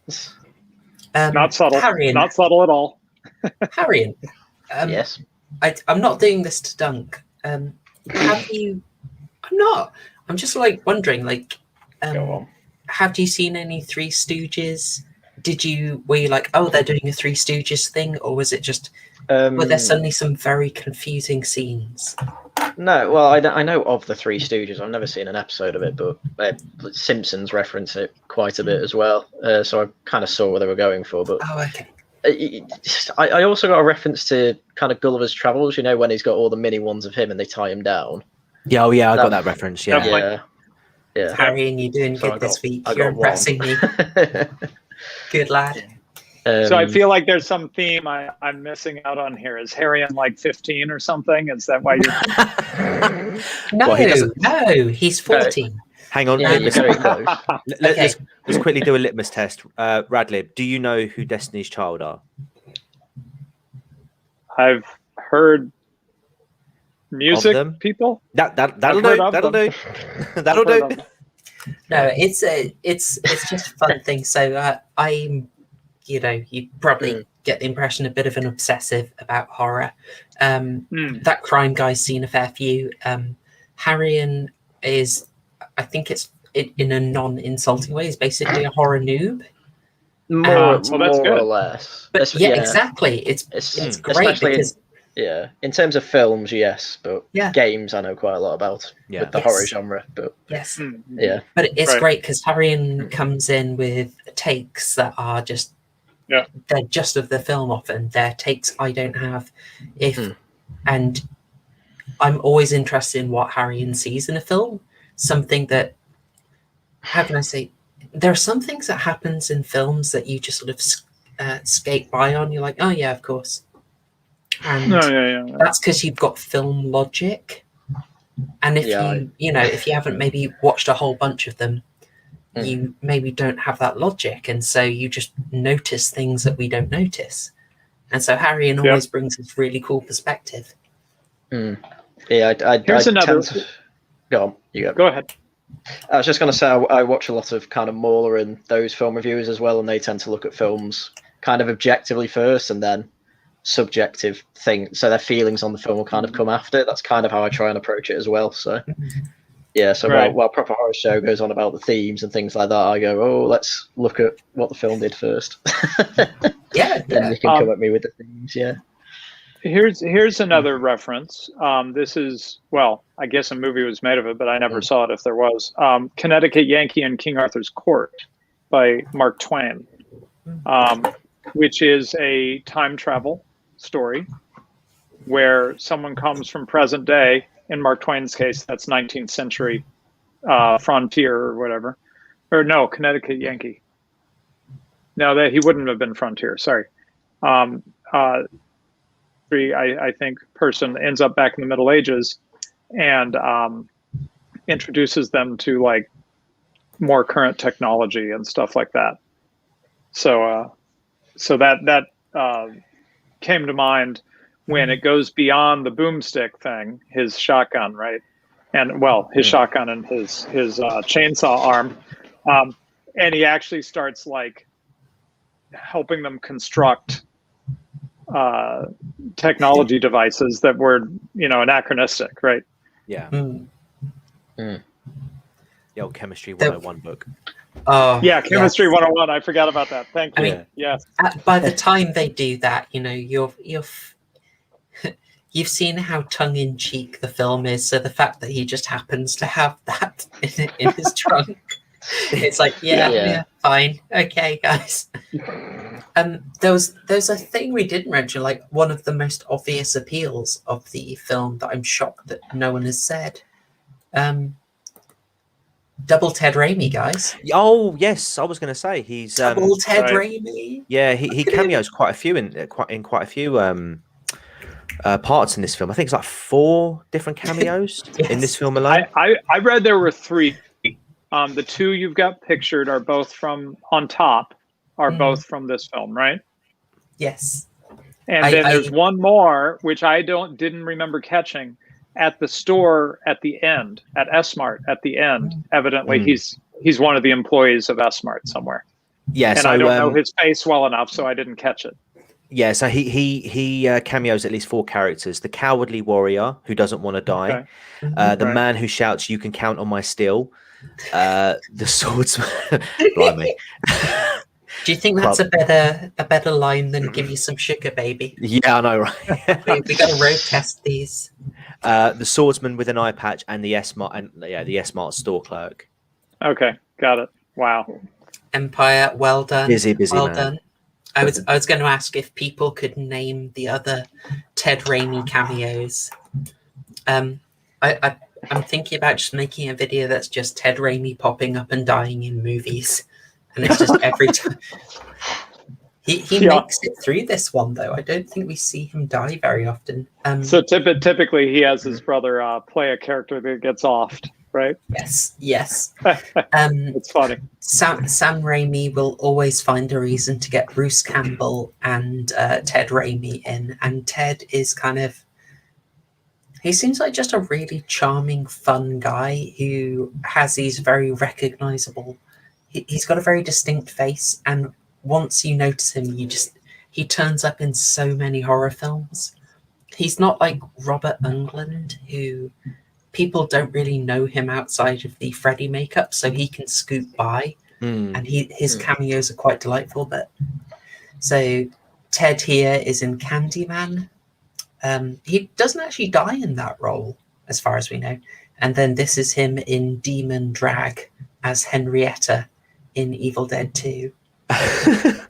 And the amount of physical abuse he must have taken whilst filming this, he's doing so many stunts. I can't believe it. I think Sam was having a lot of fun with his brother. This is where that's something I hadn't brought up, which is an odd aspect of it. I talked about the physical humor, and I guess you could say this is sort of part of that. Though when I was talking about the physical humor, the Three Stooges type stuff, I'm thinking about literally the skeleton poking him in the eyes. Oh yeah. Right? But there's something else, and this is in the earlier films as well, and that is that they have a really fun with sort of acrobatics. Yeah, basically, people will flip in the air and stuff like this. It's a sort of a distinctive touch that you get in this series. That people don't just like crumple. Yeah. They spin in the air, and the bad guys fly and so forth, It's almost like a nod to sort of martial arts films in a way, because like the fight scenes there are normally quite acrobatic in their approach, and you get that. I mean, obviously it's like littered with like slapstick and comedy in this film, but it's almost like a subtle sort of wink. You know what we're doing. Right. Yeah, now maybe that appeals more to me because, as I mentioned briefly, Jackie Chan is a big hero around our parts here. My wife borrowed all my Jackie Chan when we were engaged, or maybe before we were engaged. Anyway, she was watching through all my Jackie Chan films, and in fact, she even found a video that was just a clip. Just clips of fighting scenes, just a collection of fighting scenes, and just watch that. It's just straight. Skip the plot, right to the fun. But anyway, so there's a touch of that. I mean, I'm not comparing it to a Jackie Chan film in the sense that it's as brilliantly choreographed or anything like that. But there's that sense of physicality, right? That people jump, fly, flip. There's movement. There's more larger movement that happens. That was the thing. One of the things I was thinking about watching this film, given the fact it was 92 it was released, I thought the fighting choreography was really good for its time. I mean, you see a lot of it nowadays, and you see sort of like the lengths they go to. But you look at films sort of around that time where they'd have fights, it didn't look very well rehearsed. in comparison to sort of like some other things. But I felt like Army of Darkness was quite ahead of its time in that regard, and partly because of the amount of acrobatics that were going on. I just thought it was well, the choreography I thought was pretty damn good for that time. Yeah. Yeah. You Muted, mate. Radlib, you muted. Radlib, You muted. Radlib, no. No, you're still muted. Oh, what's this? How can I? Wait, I can. Oh no. Still. Sorry. Oh dear. We are having trouble. Radlib, bless him. He's having to restart and come in with different browsers a few times to get it right. What he was going to say was that I was absolutely correct in my analysis. I mean, yeah. Of course. If I was going to criticize some of the choreography, quite a lot of the sword fighting ended up just telegraphed, so they were aiming for each other's swords. Yeah, especially when they've both got swords. I'm thinking more of the physical fighting, like the actual like fist fighting, as opposed to the actual sword fights. That sort of felt very at its time, but yeah, the actual fight scenes, like the end bit, for example, like in the SMAR, I thought was quite. Again, bearing in mind I was watching this at time and a half speed, so I'm just like, so it is just full throttle. That's another thing about this film. They're very liberal with gun logic. So a double-barreled shotgun can shoot 5 bullets. And then a Winchester has about really 50 stood out. bullets. Yeah. Don't think too hard, right? Yeah. You see him reload it at one point though as well, and I'm just thinking, I can. Whatever. Reloads it one-handed. Okay. All right. That's all right. You see him do that. So that's another thing that intrigues me about this film.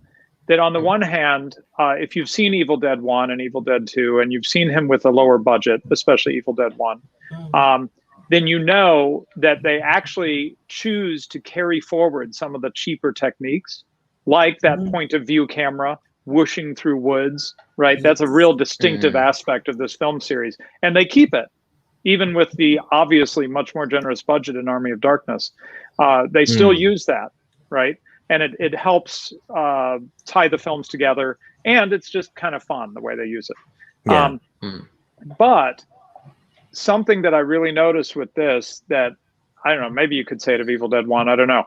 But it's like whatever they do, you know, the acrobatics or the makeup or the Ray Harryhausen tributes or the setting, the costumes, the side characters, I'll get to those later.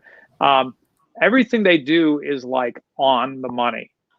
This feels like one of those films. I don't know what I don't know anything about Sam Raimi outside of these films. I don't know what he's like, but I wouldn't be surprised to find out that he went full on perfectionist with this film and was being like a Steve Jobs, like, nope, not good enough. Try again, you know? Yeah. because it may be a film that's sort of just silly and fun in a way, but it's like he came at it with a great deal of seriousness in terms of craft, right? You would be correct. He really did. He went massively into detail on the choreography, especially because they were not only doing extensive choreography, they were interacting with real people and plate backgrounds to have the stop motion in. So they had to really time that and coordinate it. And it was his first access of big money, so he really went into detail mode. I will say the stop-start footage and the fight scenes with those I thought was fantastic. I love stop-start footage because it's such a throwback to earlier films like the old Jason and the Argonauts. Argonauts just springs to mind. I don't care how sort of unrealistic it looks in some settings. I am a big fan of stop-start footage, and the actual fight scenes, the timing, the sort of like positioning of the hits and stuff. Just loved it. Right. Yeah, and it wasn't easy. Absolutely. Right. It wasn't easy for them to combine the stop. I've never heard it called stop start. Anyway, stop motion is what we call it. Yeah. Yeah. Anyway, the combination of the stop motion with the live actors, in particular Bruce Campbell, right? Bruce Campbell is often interacting with. Well, I don't know. Is he? Now I'm not so sure. He's frequently interacting with a mixture of real people, projected stuff, and puppets. And that is often, again, the use of life-size puppets is something they carried over from Evil Dead 2 for comedy comedy purposes, and you see that in the finale when he's battling skeletons, and you notice there's one scene where they literally just sort of throw 3 skeleton puppets at him and he just wrestles them. Right. Very budget effective, I've got to say.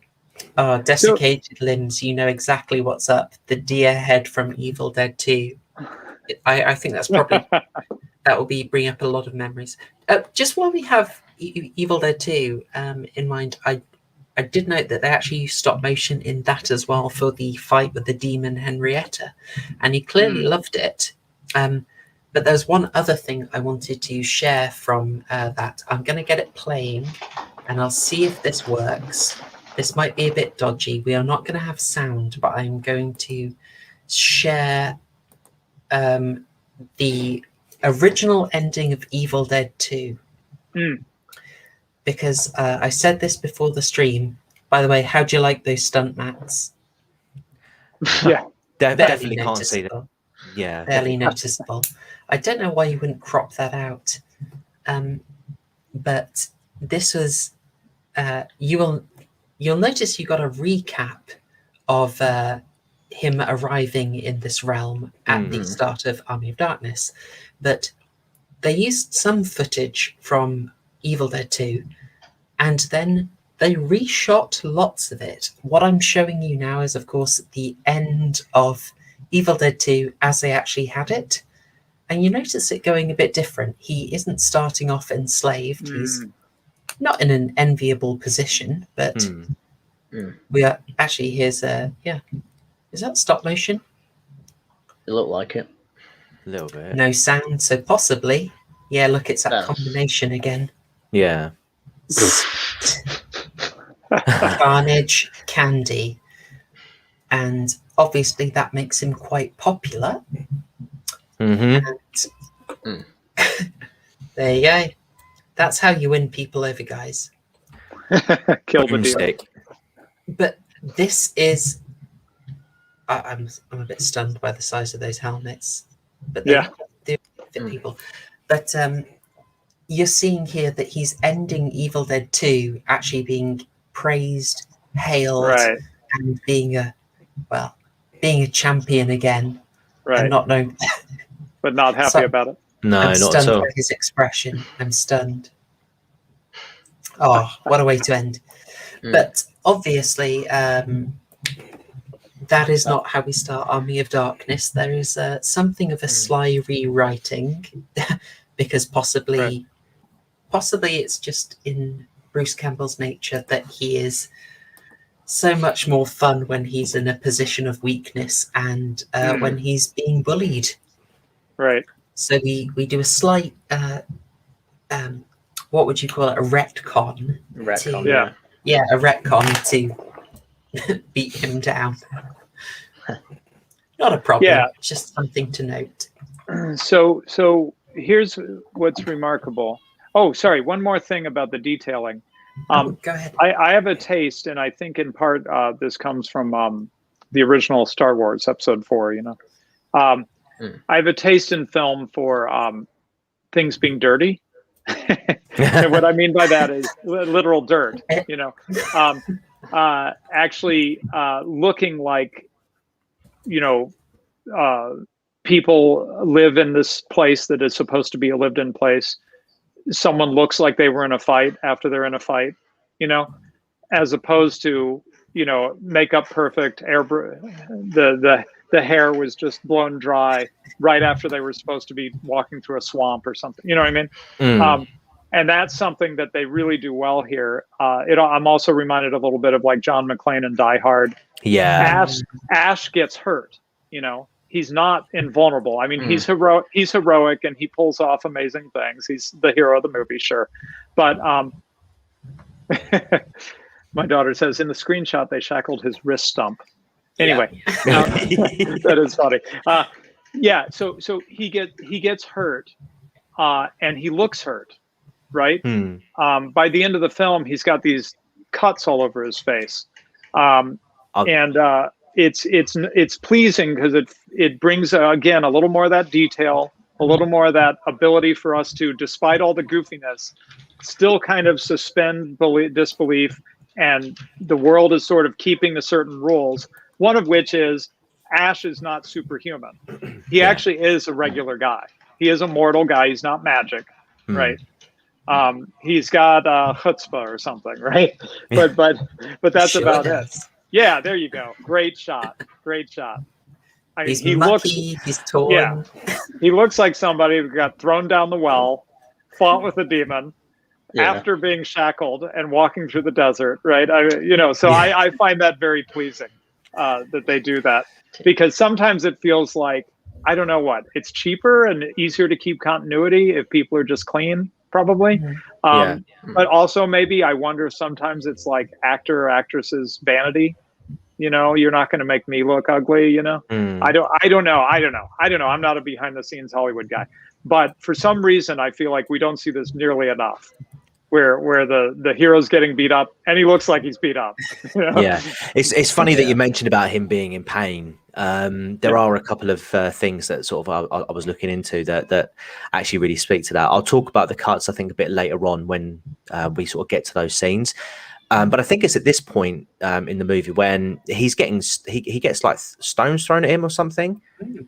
And and as sort of like a prank between him and Sam Raimi, some of the stones or the rocks were potatoes, and so they're lobbing these potatoes at him, and actually his reactions are actually part of the final cut in this movie. So when you see him getting like whacked with potatoes, and you see him, it's genuine. Right. As opposed to styrofoam or something. Exactly, yeah. Right. They're like, well, we'll use the rocks, we'll use the styrofoam rocks, but we'll chuck a couple of potatoes in and we'll make sure that when we get his reaction, and we'll stick that in the final cut. Beautiful. I don't know when to bring this up, Chloe, because we skated sort of right into the movie, but I wanted to talk about the very, very opening of the movie, which is the title of the film, which is itself an homage. It actually they marketed it as Army of Darkness, but the title screen that comes up is Bruce Campbell versus Army of Darkness. It is. Yeah, except in Japan. Right. Which is awesome. And what I learned is that was meant to be an homage to movies I remember watching. Not that I was alive when they were coming out, but they were on TV when I was young. Movies like Abbott and Costello Meet Frankenstein. Wow. So it's pointing back to that era, right, where you have the names of the stars versus the monster, basically, right? Nice. So it's Bruce Campbell, not Ash. Not Ash. That's Bruce interesting. Campbell versus Army of Darkness. So I thought that's what nice. And of course, not only is it a fun callback, but for those of us who enjoy Bruce Campbell and what he brings, it feels right somehow. Yeah, because it is Bruce Campbell. It is like he brings so much of himself to this movie. It is kind of a Bruce Campbell movie in a way, so it feels right that it's called that. Yeah.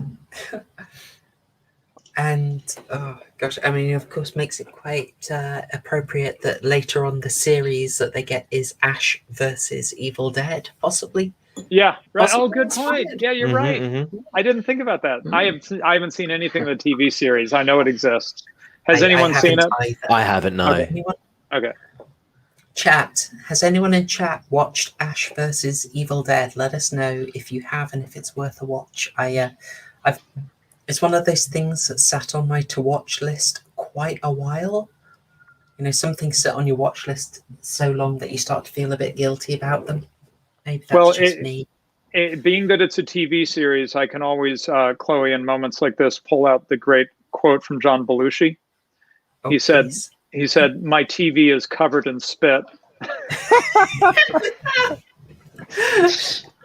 meaning that he had a disdain for television and he thought movies. Now, of course, when John Belushi said that, this is before we got the Wire and the whole new flock of TV series that are on the level of cinema quality, right? Yes. Back then, you saw a TV show and it looked cheap. Now you see a TV show and you might think it's a movie if someone doesn't tell you different. Oh, sure. Of course. So, in terms of the basic happenings, I was trying to do a recap, and it's a really not a complicated film. It's, I guess, as we've kept talking about it, it's built on details, but I could just cover sort of 7 minutes of the film by saying Ash takes shelter in a windmill and then has a battle with mini versions of himself breaking a magic mirror. God, yeah. And it's sort of it doesn't do a huge amount for the plot, but it takes up a lot of time. But it's a very succinct plot, it doesn't mess around. It's so much of the film is just flavor and Bruce Campbell chewing the scenery and then projecting it for everyone to enjoy. But in short, he's brought in. He is suspected of being with Harry the Red's rival knight faction. He's brought back to the castle, which I think looks really good. Was it Castle Appreciation, people? Yeah, I thought it did look good. It's unclear to me if it was real or not. Just a couple of things about that scene. I'm just trying to find it on the trivia bit, but the scene where he sort of is forced to swallow one of the guys, who then grows out of him. Oh yeah, and then he's like, "I'm you. I'm good. I'm good. I'm good and bad," and then he just shoots his head with the with the boomstick, and then he's just like, "Good, bad. I'm the guy with the gun." I was like, "Oh, brilliant! What a wicked one-liner!" And so at the beginning of it as well, because there's the eye that's growing out of him as well, which is obviously what spawns that. I'm pretty sure that was an homage to a 1951 film. I'm just trying to find what it's called. Where are you? Where are you? Where are you? Where are you? Where are you? Where are you? Here we go. Yeah, the entire sequence when Evil Ash grows out of Ash's shoulder, starting with an eye, is an homage to the Japanese/American B horror film The Split, 1959. Oh, so it's an entire homage there. That bit. Good trivia. Wow, nicely done. Very nicely done.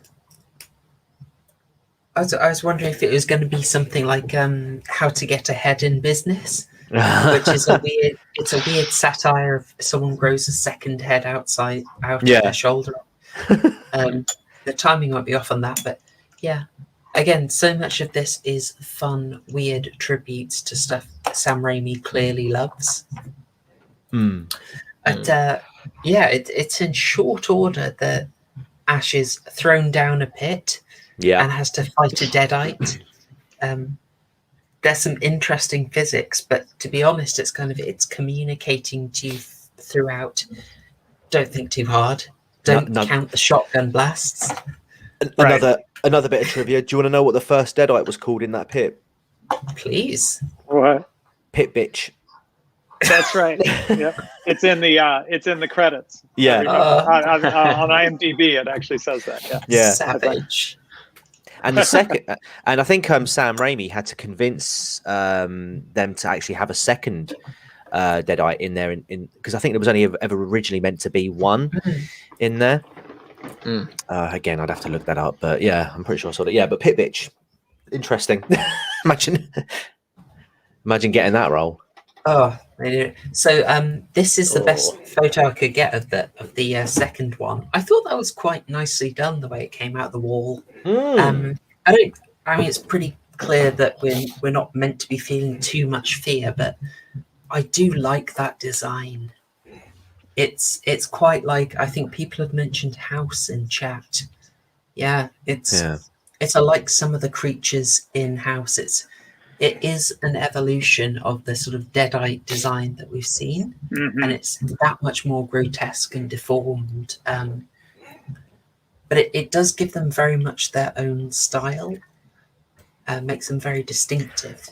Did anybody, when they saw this scene, get like a mishmash of Star Wars references? Right. With the in the so you also got the Sarlacc pit in Return of the Jedi mixed in with the trash compactor unit in A New Hope. Yeah. I couldn't get that out of my mind. I don't know if that was I don't know if that was the intention, just to sort of like, I don't know, like loosely sort of Easter egg it, I suppose, in a way. But that was all I could think of when seeing this bit. Well, yeah. The weirdest bit with the pit for me is when they throw the first guy in and then a fountain of blood comes out. And I can't work out what actually caused the fountain of blood, because when you go in there, it's just empty. I'm like, oh, wow, what? It's like some kung fu Deadite. Sorry, gun fu. I love that from Mergu. Was it Mergu who said that? I think he did. Yeah, gun fu. Love that. But no, it was a funny scene, and it doesn't what Sheila turns into later. She gets thrown down the well as well, but there's nothing there now because the Deadite's dead. Yeah, Sheila gets killed a couple of times, and then it's just evil Sheila rather, and then comes back. It's an odd one. It's a very odd one. So can we go to him coming out of the pit? Absolutely. Yes. Right. So he gives the speech that you've already read out. He comes out and he's defeated, or I'm sorry, he's clawed his way out, and then the monster that we thought was dead shows up. He gives a speech. Sorry. Then that monster shows up. He shoots it, and that sort of everybody's like, oh, okay, whoa, watch out, watch this guy, right?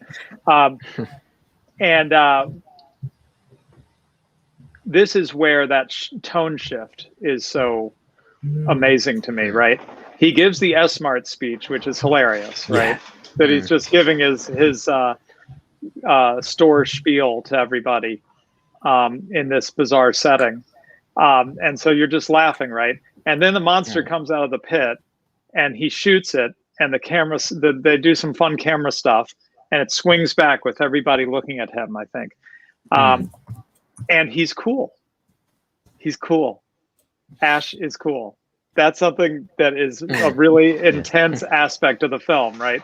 And that's not the only one. There's a later scene where he shoots a witch backwards, like the shotgun's on his shoulder, and he's without looking, he shoots her, and then he does his hands down, like, I don't know what that expression is, like recovering, from being awesome or something. And it works. That's the crazy thing. It's like there's all this absurdity and acrobatics, and then he does something cool, and you're like, he is so cool. Like, how is it cool? It should be absurd, but it's cool.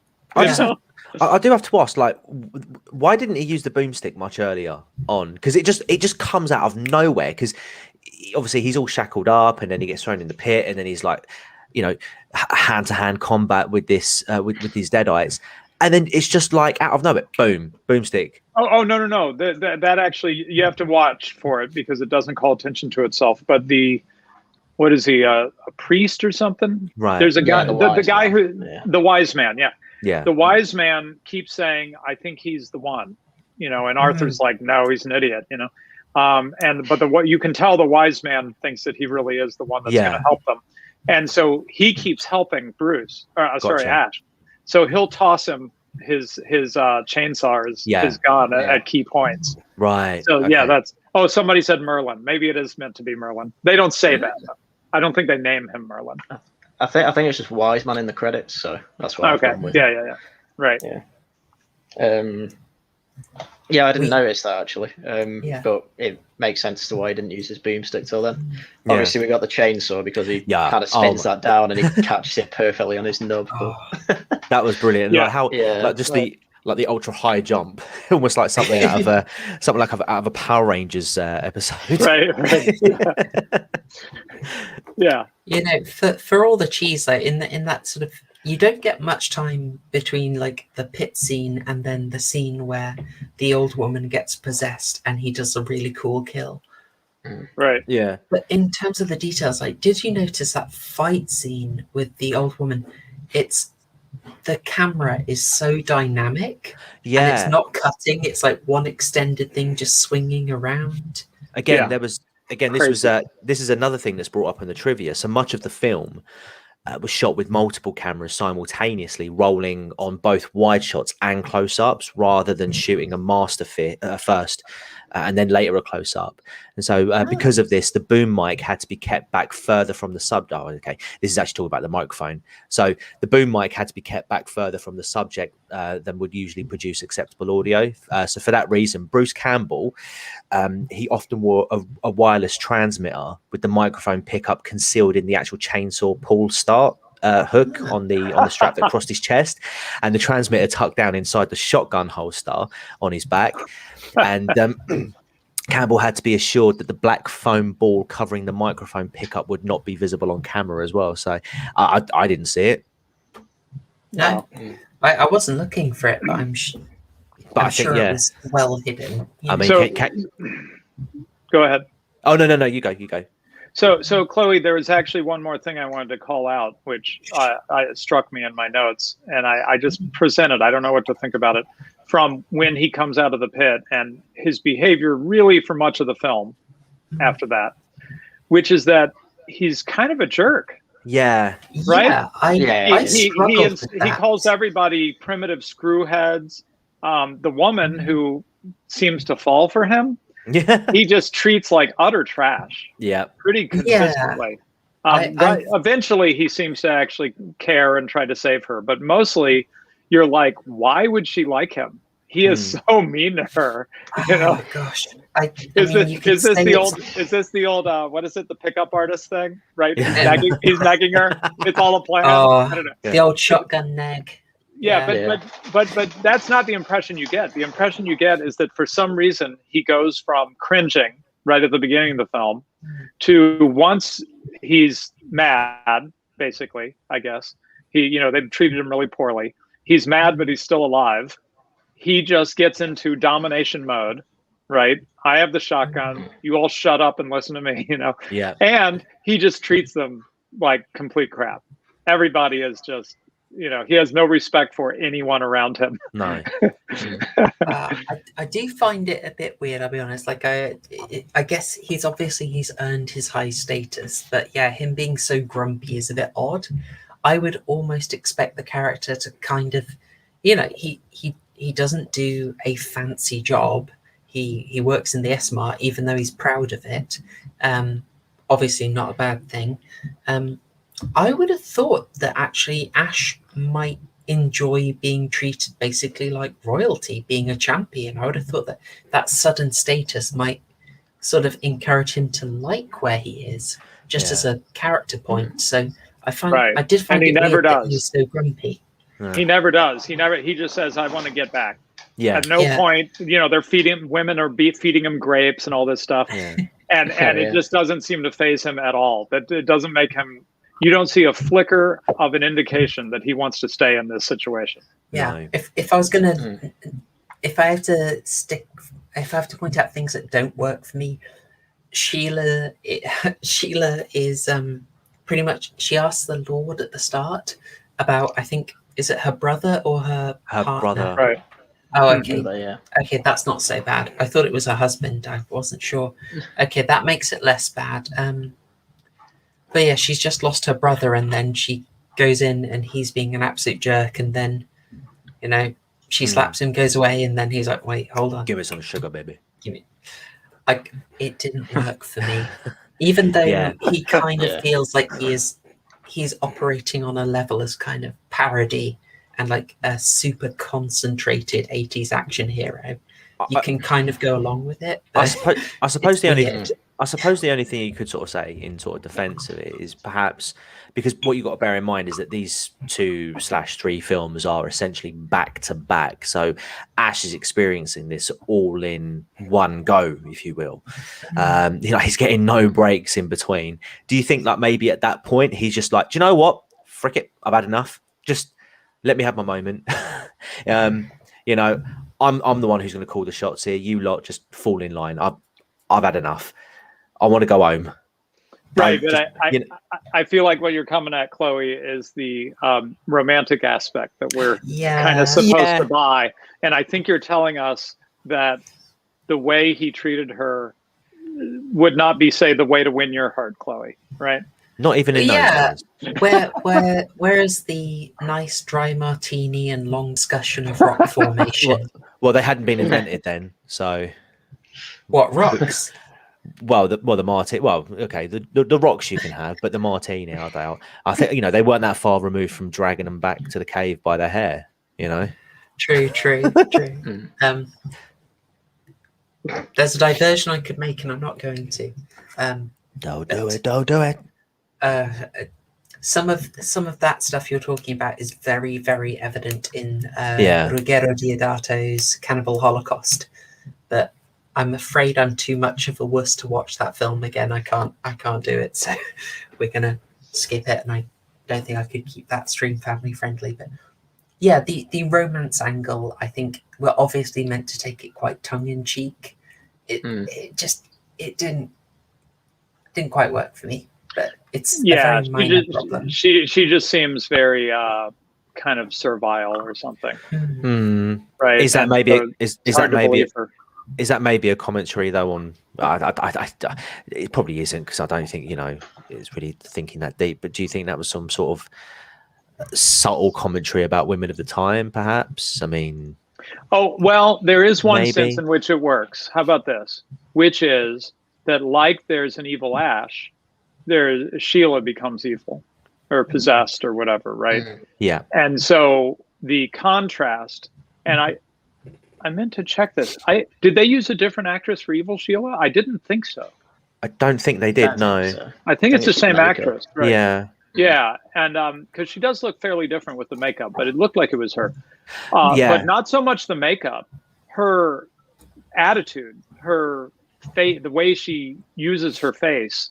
I mean, she is transformed when she is evil Sheila, right? So I guess one benefit of her being a little bit unbelievably soft when she's regular Sheila is that the contrast to evil Sheila is so stark. She really seems to have undergone a transformation through basically acting, right? So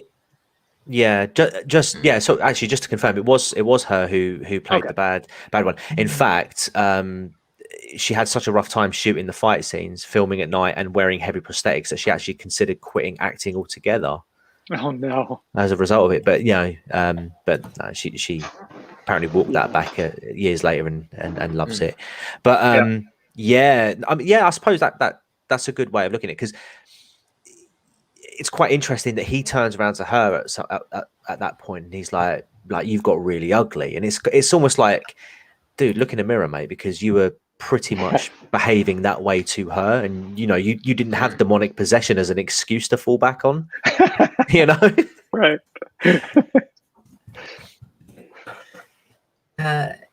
So plot wise, he's come out, he's had this moment, he's done with them, and he just wants to get back. He's got a very clear motivation here.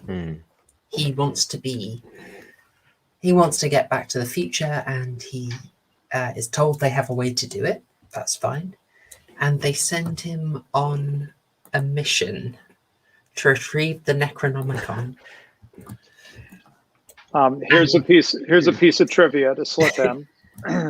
He is meant, when he retrieves it, so as to do it safely, the wise man tells him to recite the words Klaatu Virata Nikto. And there's a whole comedic aspect to how they play that. But it's a reference. I stumbled on this, It's from The Day the Earth Stood Still. Yeah. Slightly different. Okay, Klaatu Virata nikto is the phrase in Army of Darkness. Klaatu barada nikto, I think. I think I typoed that third word. Thing is Nikto, yeah. Nikto, yeah. It's the middle word that's different, yeah. It's just the middle word that's different. That's the phrase you have to say to stop the robot Gort from destroying Earth in the day the Earth stood still. So it's a little reference to a very, very early sci-fi film. It's one of these really cute tributes that the film is absolutely full of. However, the mission doesn't go exactly well. Oh, I love this bit. It's a series of sequences, some of which are basically pure slapstick. That I think, as we talked about,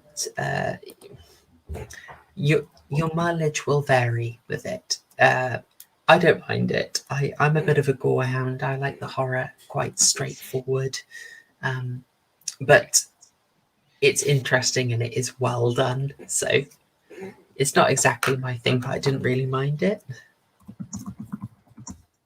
I personally loved it. I mean, the thing is, I quite like slapstick humor, like the old Benny Hill. And that's what I was saying to you guys before the stream, again, watching it at 1.5 speed really sort of added to it. But there were moments in there that just really felt like proper Benny Hill-esque slapstick humor. And I love it. It was surprising in a film like this, given sort of like the previous ones. The tonal shift in it really sort of like threw me, but I just accepted it really quickly. And yeah, the little bit like the Robinson Crusoe bit where he's tied down and then he's obviously chasing them around, and they're decking him over, and he's sticking a miniature fork up his backside, and one of them jumps in his throat, and he has to he drinks boiling water to do it in, and then obviously this then happens. I thoroughly enjoyed every bit of that, I must say. Maybe not what was expected, but I'm glad you enjoyed it. And I thought they did a really good job with switching between which was the dummy head and which is the Bruce Campbell head. It's very well done. But it's kind of beautiful that the plot is incredibly clear.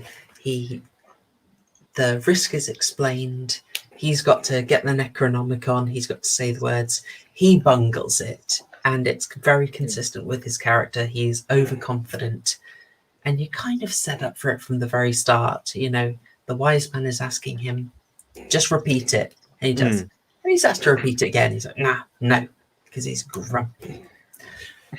And then when he fails, it's the kind of hubris that is a big part of his character, the overconfidence. Can we just talk about that bit actually with the books, because there's obviously before he does the before he bungles up the ritual part, there's actually 3 books that he has to pick from, and obviously he's sort of like, what's going on here? It's like, I thought I was only supposed to collect 1 book. Now I've got to get 3. He's like, what do I do? Do I take all 3 of them? Or do I take 1? And he's sort of like, Ugh. So he goes to the first one, and it's like a black hole almost. It like starts sucking him down, and he actually goes into the book, and then somehow drags himself out of it. But his face has become elongated.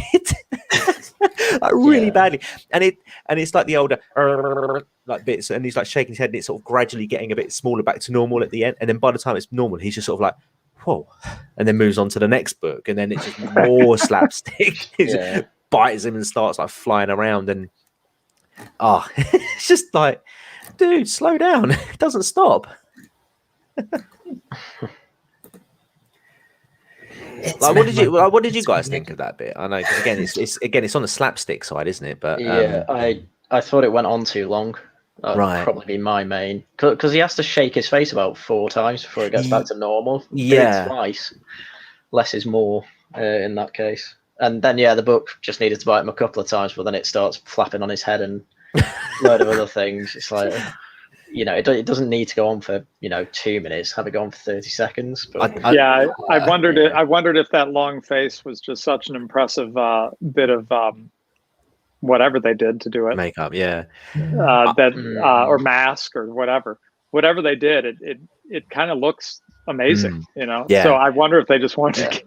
And they had a couple different versions because as he shakes his face, it changes, right? Yeah. So I think maybe they just wanted to feature their work. Yeah. I do like it, and I don't know if this was improv or not, but I do like it. After he obviously like sorts out the second book, just before he's about to go to the third book, he just looks back at the second one. He's like, "I'll deal with you later." Well, I'll come back to you in a minute. I just thought, nice. Weirdly enough, the other film I watched this weekend was Jason Goes to Hell, The Final Friday. Would you care to guess what? I know. Would you care to guess what made a cameo in that film? God, just going back now. Was it the chainsaw? No, it was the Necronomicon. Oh, of course. Oh, really? Necronomicon. Yeah. Amazing. The writer went a bit rogue, and the writer's theory for that somewhat questionable, copyright questionable canon entry in the series is that Jason's mother brought Jason back with the Necronomicon. So Jason is actually a Deadite. It's it makes sense. Oh, why not? To an extent. So we have the sequence, which it's going to divide people. I think if you're not as into it, I think we might find it goes on a bit long. For other people, this is going to be brilliant for them. They're going to be loving it and enjoying it every minute. That's an entirely personal judgment. It's not out of character with the rest of the film either.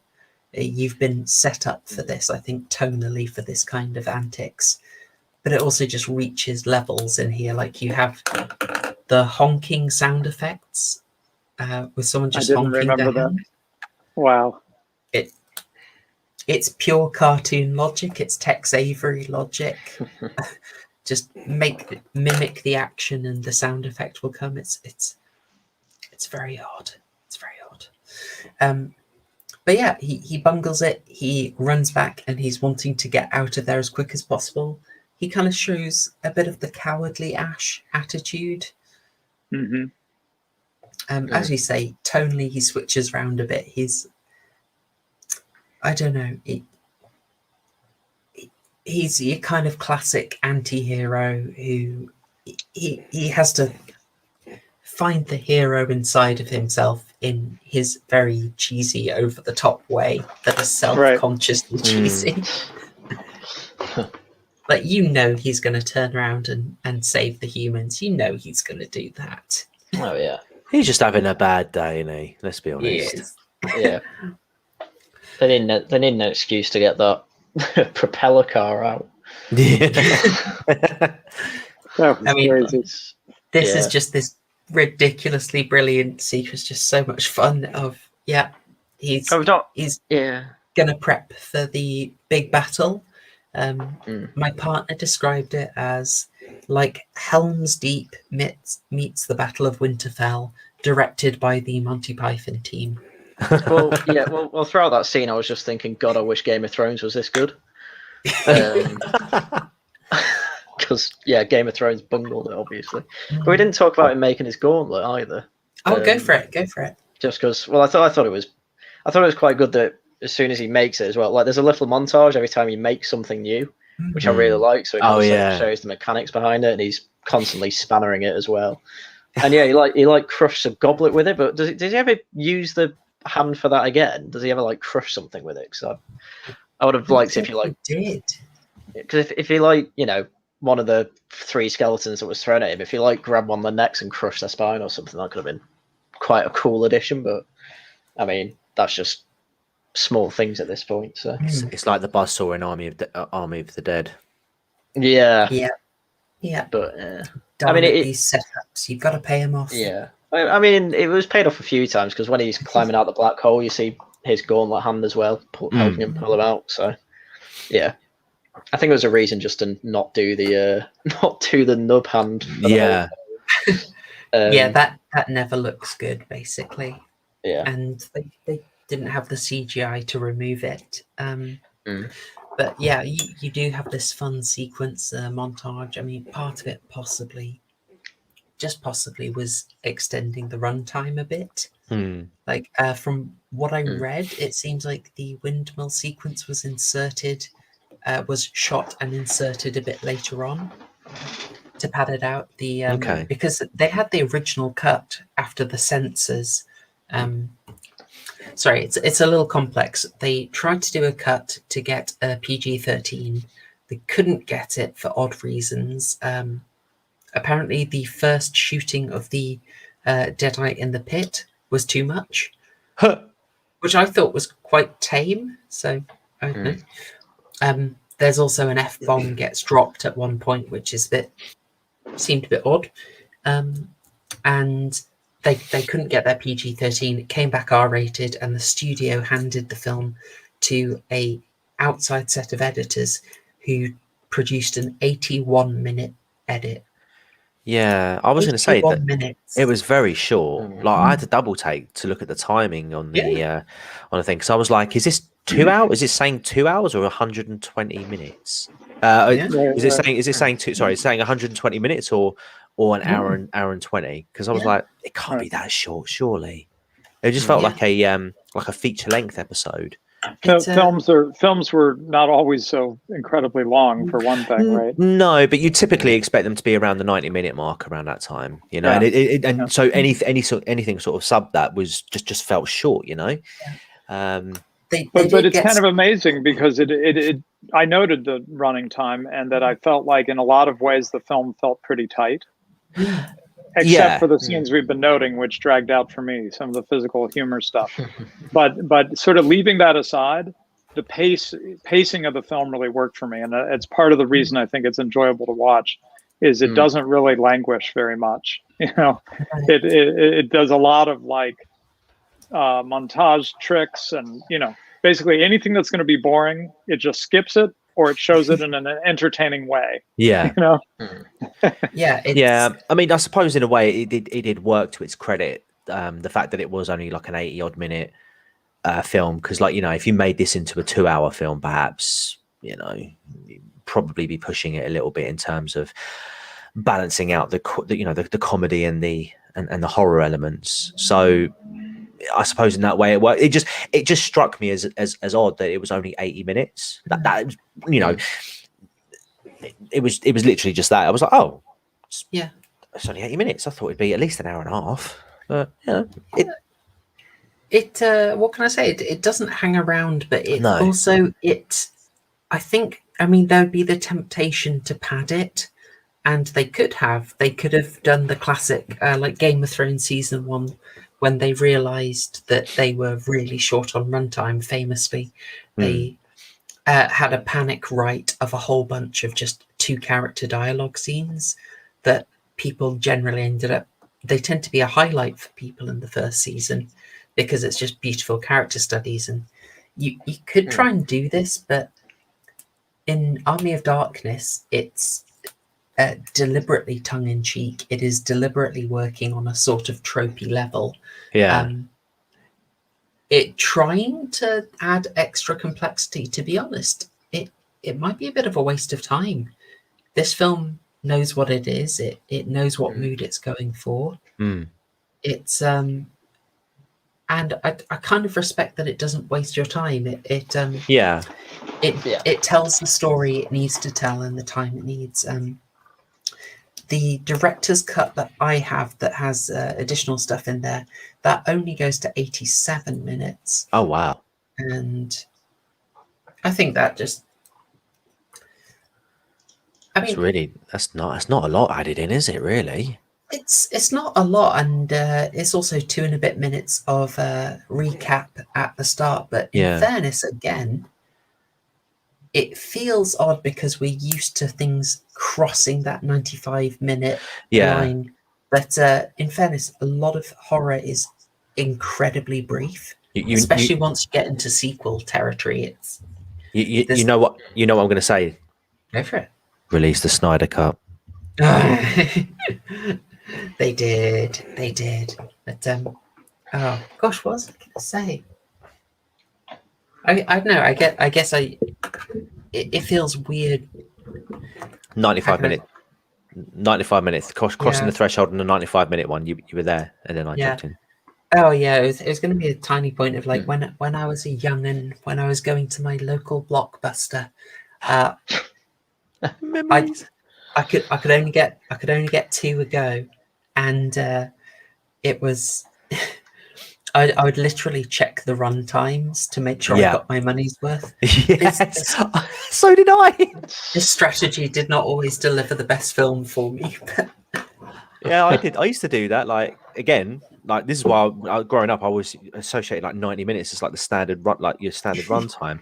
And I'd be like, oh, mate, this one's like 2 hours and 24 minutes. Let's get this one. But yeah, I think every time we talk about blockbusters or anything sort of like pre-DVDs, we should get up the old picture of the member berries from South Park because I'll find them. I'll see what I can do. Remember Blockbuster? I remember Blockbuster. Radlib, the very first stream we did on this channel opened with a discussion of whether streaming could ever match the magic of Blockbuster. I rarely miss an opportunity to get that in and share some Blockbuster memories. Oh, Radlib, I think you're muted again. Oh, I wasn't talking. Oh, phew. Sorry, I was worried. I'm a little older, Chloe. I'm younger than I'm older than I look. I'm told. And so yeah, Blockbuster. I guess one thing I liked about it was seeing the front of the movie, the shelves of the front of the movie, so that you could, visually look over these things, and there was a sense of place. If you went to the same video rental store regularly, then you kind of knew where things were physically in the store.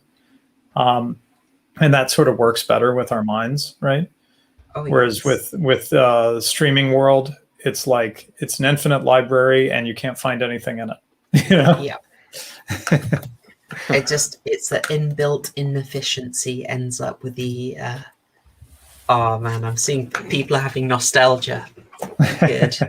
You had to rewind them. Yeah, oh boy, Yeah. I hadn't thought about that in a long time. Folks. Yeah, well, you get a You kind of 50p. rewind. You get a 50p fine. Oh, you haven't rewound this one. Extra 50p. Oh, Wow. Yep. I still have, Chloe. I still have a double VHS. Oh, Legend. So that you could press a button in the middle and it would copy from from A to B. Nice. yes. Pretty slick. Oh, I still mate. have it in storage.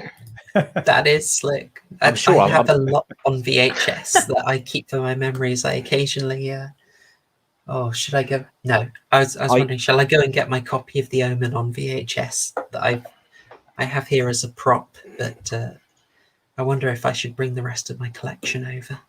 I used to have my VHS, my VCR, like connected via an aerial from upstairs to the one downstairs. And the reason for that was because I actually used to get a decent outside sort of aerial. This is like back in the like analog days of TV receptions.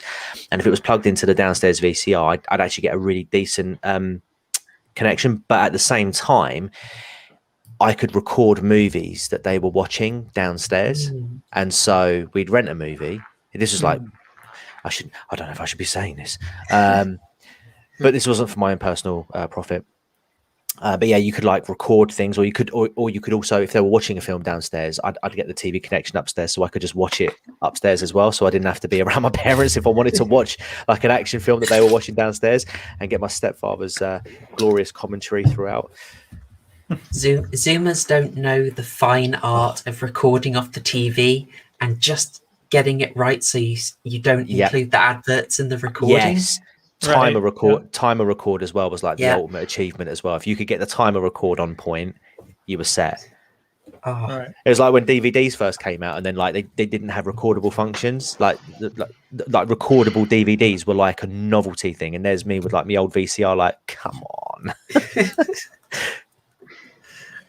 So I did have a couple more comments on the movie. Please. Well, we've kind of referred to it, but I guess, and it sounds like, Chloe, you might know more of the details here, but it struck me that there were a lot of practical effects, which, Yes. given when it was made, I guess, of course, right? Because we didn't have like all the digital magic that we do now. But having said that, it jumped out to me watching it, that it felt kind of in line with what I was saying about it being dirty and Ash looking beat up. Things felt physical in the movie. Now you're saying, Chloe, that there is some projection, maybe in the scenes where it's him with himself and that kind of thing, right? Yeah, a lot of classic green screening. So filming on one plate, action that needs to be at one scale or done one way. So your stop motion will be on a plate and plate projected in the background. Got it. In the notes, I found that they used a special maximum size facility for this because of the size of the battle they were wanting to show. They needed a much larger plate projection screen in order to get that working. But yeah, they were mixing in classic practical effects with latex, with prosthetics, and then using puppets. So your skeleton army here is a mix of skeleton puppets that are usually operated from below and people in skeleton makeup, and you can tell the difference quite clearly. Generally tell, yeah. But the film leans into it. It shows you so much of them close up, and has the skeletons making these funny noises and funny comments. That how can I say? Right. So Yeah. So I guess the effect of that for me is that, though, there is a certain cheesiness to the film in certain respects, mostly because they're just having fun with it, right? Overall, though, it doesn't feel, rewatching it, it didn't feel as dated as I would have expected. And I think that's to some degree, sort of two things come to mind. One is his great attention to detail, which we already discussed, and also is the physical effects. Because, the skeleton puppet or whatever, and the monsters, monster masks and costumes and stuff, they pretty much look like they did then. And however much those looked cheesy or non-cheesy in 92 or what, I'm sorry, I'm getting the movie. Yeah, 92. 92, yeah. However cheesy or non-cheesy they look in 92, they pretty much look the same now. They don't look like worse. Yeah. Like if you're going, wow, that's that particular monster looked a little goofy, Well, it kind of looked goofy when I first saw the film, 30 years ago. And it loves it. It's openly celebrating that goofiness and working with it. Right. We talk on this channel a bit about sort of the danger zone of the late 90s to early 2000s when you could use CGI, but you really shouldn't. It wasn't ready for prime time, yeah. Yeah, I mean, we get dodgy green screen in this, but it's still... I don't think dodgy green screen is as bad an effect. I find it doesn't take me out as much as bad CGI. Right. Although that is in here a bit. But it doesn't particularly stand out to me, I think. And it's 92, would there have been any CGI that early? Ooh, very good question. I don't think there would have been. I think that's too early. When was Terminator 2 out? Let's see. That was 91. So you're getting some stuff then. You're getting some CGI stuff, but very limited. So who was it who touched upon it? The flipping of the boomstick in the. I think this is later on in the movie, like I think in the S Mart, but that was a little nod to T2 actually, because and it would make sense because obviously T2 came out, say the year before. Although I think this film had been delayed a couple of times, so I don't know if it's a direct reference. It was indeed delayed. It was delayed a couple of times. And that messed with one question I had. One of the things that happens in the climactic battle scene, I mean, it's got your classic toing and throwing and gaining of an advantage and then ceding it. So the battle, I mean, this is stuff that became really well, how can I say, really well utilized by Peter Jackson. His battles have very clear stages. Game of Thrones, it had battles that had very clear stages. So you would have very clear turning points that let you know what was going on in a battle and helped you connect to it and get a sense of how the battle was going for the people you supported. This does that pretty well too. You can break it down to an easy ballistic attack that sees off a lot of the Deadites, but then they manage to recoup, attempt another way, then they get in, the humans have to fall back. It gets a little messy afterwards, but you're generally quite clear about where people are and what the situation is. And one of the turning points they use is the very memorable thing that was built in a montage. When they pimped his ride. Yeah. Did they or did they not pimp his ride? Yeah. I was wondering, this massive rotor blade on the car that is chopping up the zombies. Do you get Brain Dead vibes? A little bit, yeah. Kind of, yeah. The timing is so close. This was being produced 1991 to 1992. Brain Dead was being produced 1991. It's not inconceivable that Sam Raimi and Peter Jackson talk to each other, and Peter Jackson saying, "Yeah, I've just had a crazy day of shooting with a massacre of zombies by a lawnmower," and Raimi thinks, "I can top that." I don't know. It's tight timing. It would be cool, but I think it's possibly a bit too tight. Potentially. I mean, is there any sort of like documented history between the two around about that time, Raimi and Jackson? Not that I found. It could be one of those like parallel ideas that were sort of like brought up at the same time, because you get that. I don't know what it's called, where two people get the same idea at the same time. Oh, what's it called? It's a phenomenon. Could have been that. Oh, possibly. You sort of get it in films generally, where you get more specifically, like studios will suddenly they'll both be working on a biopic of one person, or they'll both be doing, say, a particular war movie or something like that, or a heist movie, and they'll be in concurrent development. And unfortunately, my brain is going absolutely blank. Oh, Truman Capote. There were two Truman Capote films at work at the same time, released about a year apart. There is a very good example of that. We had not previously been swimming in Truman Capote films. There you go. Sorry, the thing I was thinking of was called simultaneous invention. It's actually a lot simpler than I thought. Yeah, it's where two or more people get this, basically come up with the same thing simultaneously. Could have just been something along those lines on a similar pain. I'm putting a link to Brain Dead in the chat because I couldn't find it at first, because there's Brain Space Dead and there's Brain Dead without a space, and you want the one without a space, directed by Peter Jackson. Yes, which I had not heard territory, it is called Dead Alive. Yeah, that's what I'm saying. It's very gory, but it's not particularly malicious. If you want to watch it, Radlib, you can watch it on YouTube. It's freely available. Yeah, the whole thing's on there. The whole thing, yeah, uncut.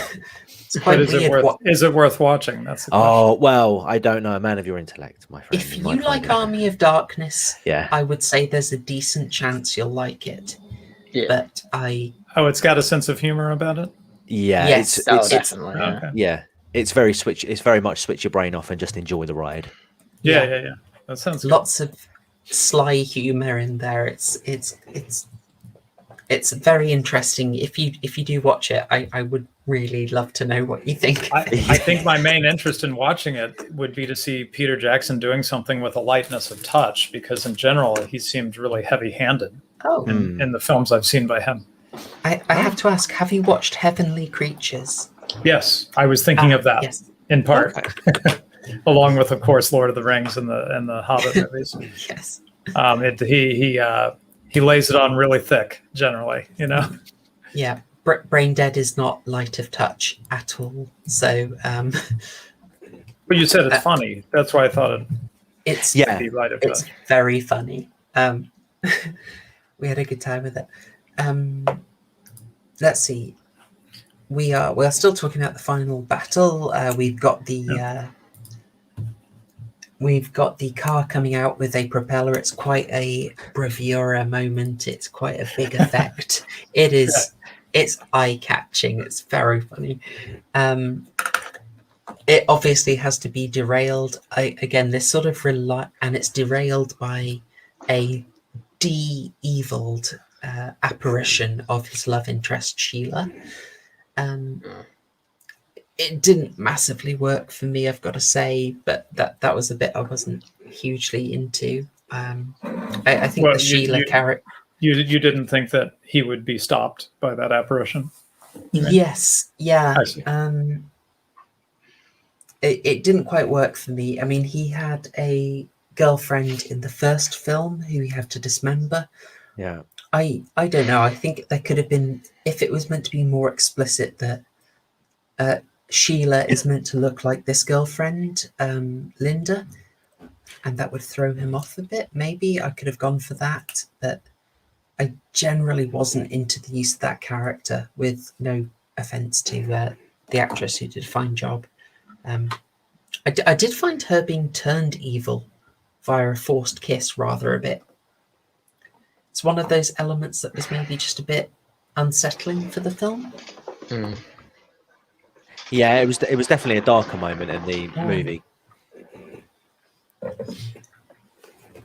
I mean, I try not to do it, but it's one of those things I'm a bit weird about. Is I will watch very horrible things be done to humans, but it anything to animals or sort of sexual violence, and I tend to say, oh, it's a bit mean. Yeah. Can we just keep it to flaying people, please? There are kids around. Yeah, I saw someone mentioned in the chat something about does the dog die? It's some website where you can find out if there's violence to animals in films. Yeah. Anyway, it's just a vehicle to derail the massive killing machine and lead us to Ash fighting his evil self.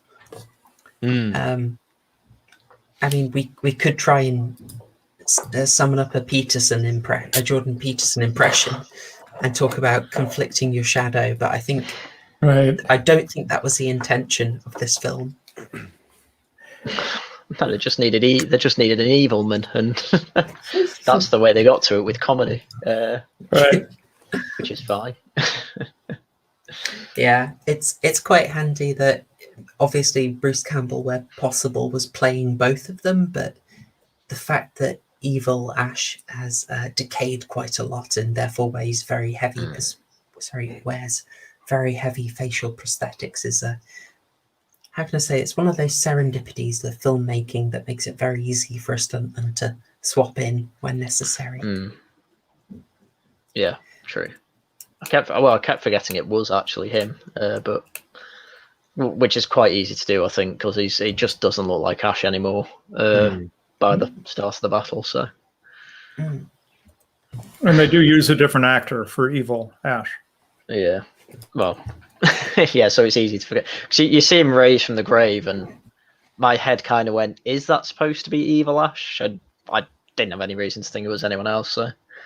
Yeah, it is meant to be evil Ash, but in some ways I feel like they missed a bet not having Bruce Campbell play evil Ash.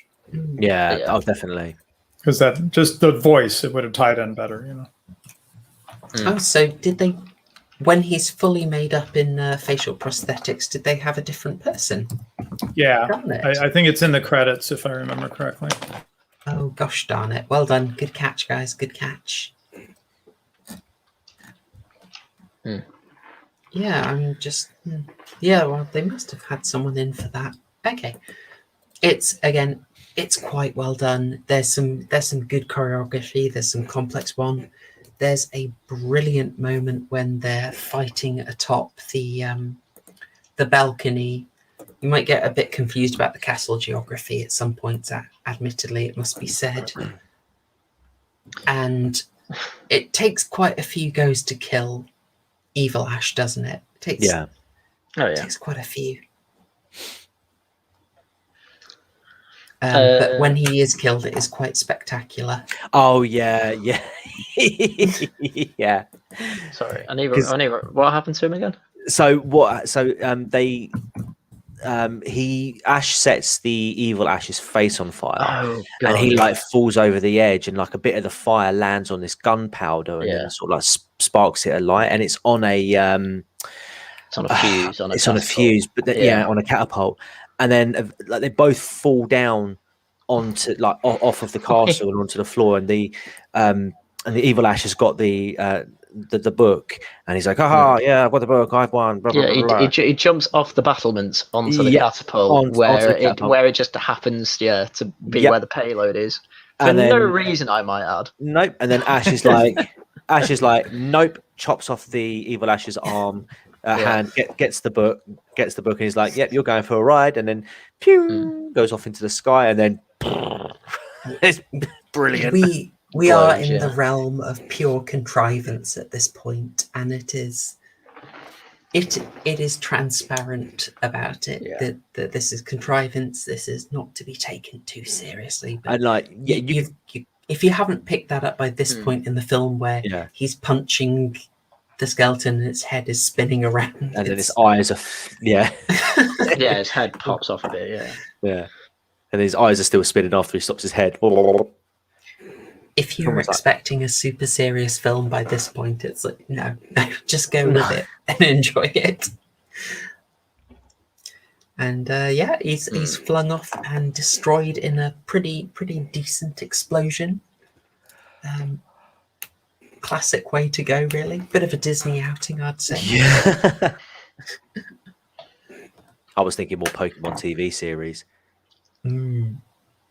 Oh, of course. Looks like Team Rocket's blasting off again. By the way, I was trying to confirm, and I'm confused. I thought that Evil Ash was played by someone else, but I cannot confirm that. It didn't sound like him to me. No, I'll just be wrong. I can't figure it out. Anyway, what was I going to say? Oh yeah, again on that tone shift. Evil Ash has this ridiculous end, right? But he feels bad, you know. Oh, like as he's trying to get to the book, as he's killing side characters or random soldiers on the way up the stairs fighting Ash.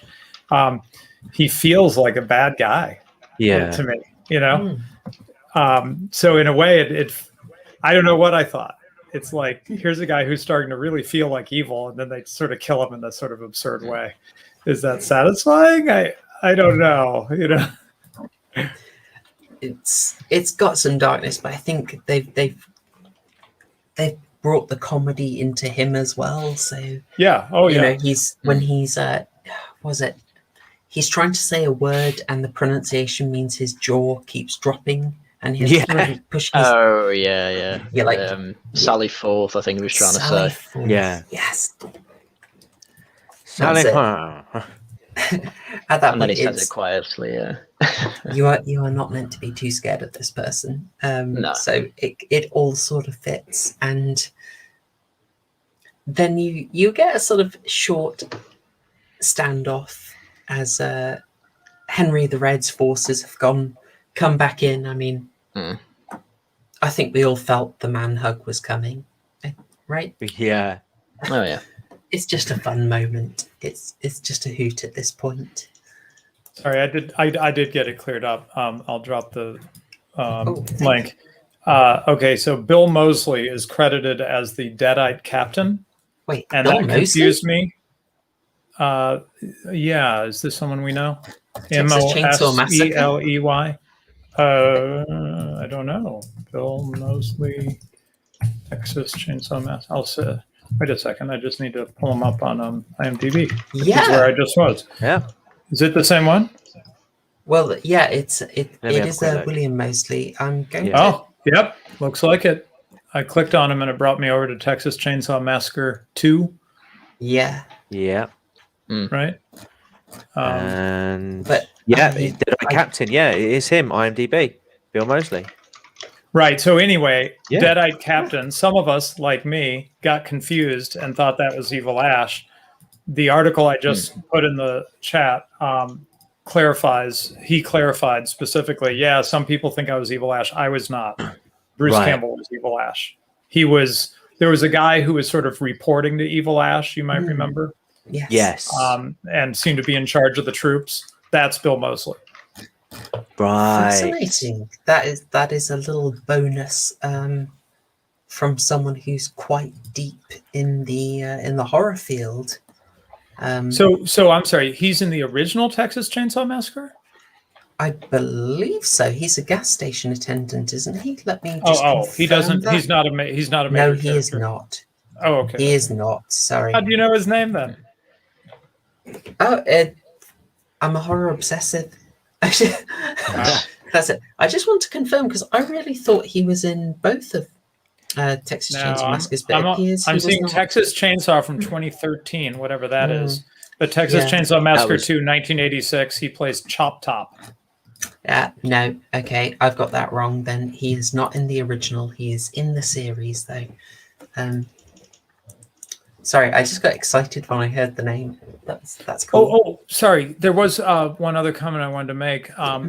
Speaking of the Evil Ash knocking off soldiers left and right, the side characters, or whatever you want to call it, the non-main characters in Army of Darkness, it's kind of surprising to say this because I think a lot of people think of this as correctly as a Bruce Campbell sort of vehicle. Right, it really it's Bruce Campbell versus Army of Darkness in more ways than one. You know, having said that, I do not remember a clunker among the characters with one or two lines. Like everybody is on the money in my experience, and I tend to notice that. I notice when you've got some really good actors, and then they have a bad actor thrown in, and you're like, ugh, it just nails on the chalkboard for just a moment. You know. But I mean, whether it's a soldier saying "my sword's with you" or whatever, or here's one. He doesn't get a heck of a lot of screen time, but you're talking about the bro hug. I'm sorry, what's his name? Red. Harry the Red. Yeah, he was Harry the really Red, good, wasn't he? He's really good. Yeah, like he's like a really I could see him doing a whole movie. Whoever that actor is, Yeah, I really like that bit when Bruce was like, to tell him that you don't know me, tell him you don't know me, and he just sort of gives him that sort of like somber look and was like, "They'll not believe your son." Or something along those lines, and it's just like, that's it. They'll not believe my lad, and then it's just sort of like really convincing, actually, really convincing.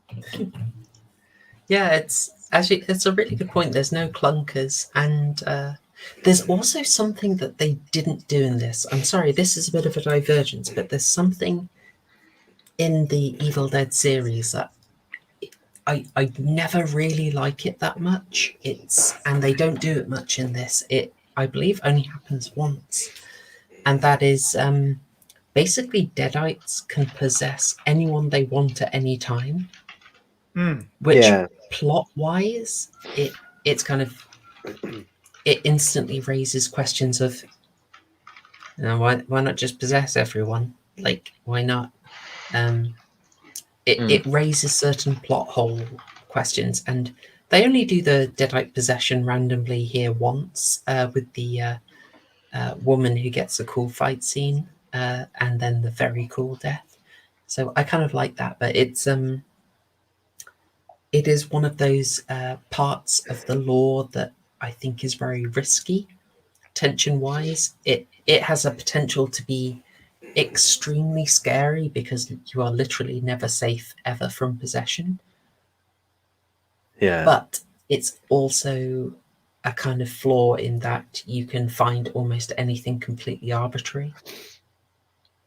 and it means that things can just sort of enter the what we call the things just happen zone, and the plot just moves with convenience. So it's a minor tension I have when I watch these. So yes, we got to the bro hugs. We got the two sides reconciled. Everyone's pretty happy. Everyone's pretty chuffed. It's a bit glorious. It's a bit glorious. Right. The cheese is strong. Essentially, Bruce Campbell started the formations of the United Kingdom. Right, that yeah. point. I didn't think about it Desiccated that way. limbs. No, they just take people.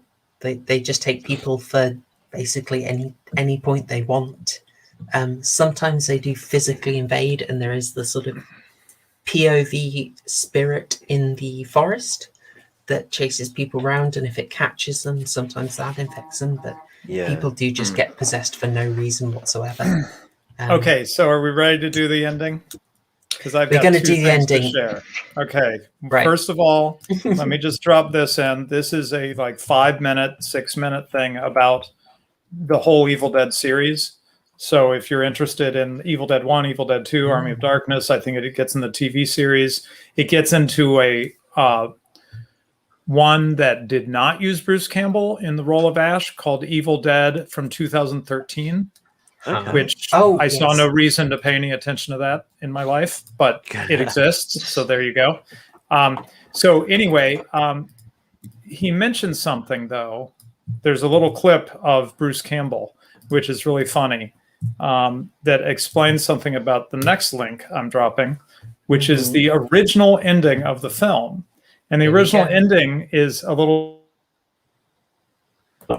Oh, sorry, I slipped. Okay. I tried to mute myself and I muted you. Sorry. Okay. It's okay.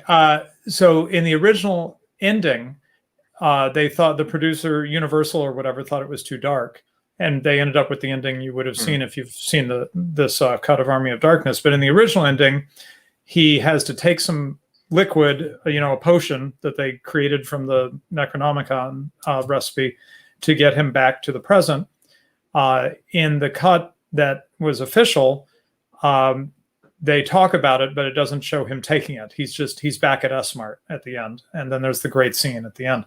In the original ending, it shows him taking it. And similar to the Klata Verata Nikto or necktie or whatever, similar to that, he has a little bit of a flub and he takes too many drops and he ends up in the future. But the reason it's dark is he comes out of this cave where he's been sleeping for hundreds and hundreds of years, and the future is dystopian. It's it's a disaster. It's a post-apocalyptic nightmare or whatever. And then the movie ends. So that link is in there. It's just about 5 minutes. It starts from stuff that looks pretty much like exactly in the film, except that I think on the romance angle, Chloe, the goodbye between Ash and I forgot her name again. Sheila. The goodbye between them seems a little more drawn out, if I remember correctly, in the original ending. A little more sappy. But anyway, so why did so Bruce Campbell's comment on this I thought was marvelous though. He said, so we have all these monsters. It's called Army of Darkness, and their complaint is that it doesn't have a happy ending. What? I thought that was a really funny point. No, it's fair. It's fair. I would show it, but I think I'd risk a copyright strike. No. And, It's in the live chat. Take a look at the link. It's not long to watch, and it's kind of interesting to see what they were originally thinking to do with it. I have to say, it's hard to say because I just watched that original ending today. I don't think I'd seen it before, and I've watched Army of Darkness multiple times. So sometimes you just get nostalgia starts playing a role, right? And whether you like something, so it may not be objective, but I have to say the ending in S-Mart, where the demons show up and he wins the day again and kisses the girl and says, "Give me some sugar, baby." It's so great. And watching the original ending, it was sort of intellectually interesting, but it didn't have that gut, cool Ash appeal of the ending proper, they ended up with, you know. Yeah. So in a way, I 80s feel hero like ending, yeah. yeah, I feel like the ending they ended up with felt more true to the rest of the film in a lot of ways. Mm. You know? Yeah. Yeah, I mean, but both of them do. Like, it's once again, it's Ash.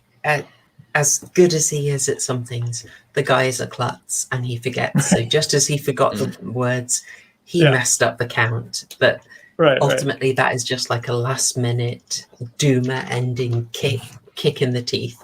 Right. The glorious return to S-Mart is just Oh, it's so good. Plus, so you get great. extra Ted Raimi. okay. Oh, now I remember Ted Raimi. He's the one who's like, yeah, I'm sure they were real impressed, or he has some kind of deadpan comment. I remember now. Okay, go ahead. Sorry, crime guy. Chloe, do you know who William There we Lustig go. is? William Lustig. No. No. Okay, don't worry. Ignore me then. I thought you. I'm gonna have to look that up. That rings a bell. Known cult film director. Apparently, he made an appearance in Army of Darkness, credited as a fake Shemp. Oh, of course. There's a So bunch the- of people with that credit. Yeah. So the fake Shemp is a bit of Sam Raimi deep lore. Right. So you may have noticed he's a fan of the Three Stooges, and one of the Stooges brothers, Shemp, suffered from very ill health, and I don't know if he died in the middle of shooting or he just couldn't shoot, but they had to work around his inability to be on set, and they had Right. lots of stand-ins for Shemp. These were Oh. fake Shemps. And so fake Shemp is the phrase that Sam Raimi uses for anyone who does sort of short cameos or doubling roles. Right. So wow. one of the beautiful things about Sam Raimi films is these are just as with Mike Flanagan, this is a group of friends, of people who really like working with each other. So it's always Sam, and he always brings in Bruce Campbell, Ivan Raimi, Ted Raimi, Bob Tapert, people they've known since high school. And they get together, they have a great time, and he throws them in, usually as a fake Shemp, and then finds an excuse to throw mud on them or get them doing something weird. Right. But it's good natured. So yes, that is what the fake Shemp term is. Yeah, I was going to say I noticed the Ivan Raimi. That's another brother, I assume. Yeah. But Rob Tapert, whatever producer. Yeah, they talked about in that little short documentary type of thing I shared. They talked about those three: Sam Raimi, Bruce Campbell, and Rob Tapert in particular, being sort of the heart of, the original 30-minute thing, and then the first Evil Dead, and it was sort of the three of them conniving together that produced this whole series. So I just looked up William Lustig. The only thing I've seen is Maniac, and of that, I'm afraid I only saw the remake with what's his name, Elijah Wood. I was saying, so I thought you might have known him. Just it looks like it's only a minor cameo role, if anything. But he's in Darkman as Dock Worker number 4. So I just thought, I saw Darkman. I should have known that you would have seen Maniac, sorry. But yeah, Darkman, because we've been talking about that in the last couple of streams. I've wanted to do a Darkman thing for a while. It's quite, again, this is Sam Raimi got more money from big studios that had more confidence in him. Yeah. So he has to play it quite straight. I am just going to check because I'm not super certain. I want to say Liam Neeson. That's right. Liam Neeson in Darkman. Yeah, he's Darkman. It. Yeah. So they go forward completely straight, and the whole thing is Darkman. His face is messed up, but he can put on these very realistic masks, or he can do a what's the phrase? A glamour. It's something like that. I'm sorry, I don't remember. But you go through the whole movie, and then he disappears into a crowd, and then someone looks back, and that's how you know, oh, that's Darkman. He's changed his face again.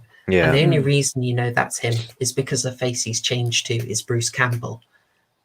And it's so cute. So Nice. cute. He's still got his face in there.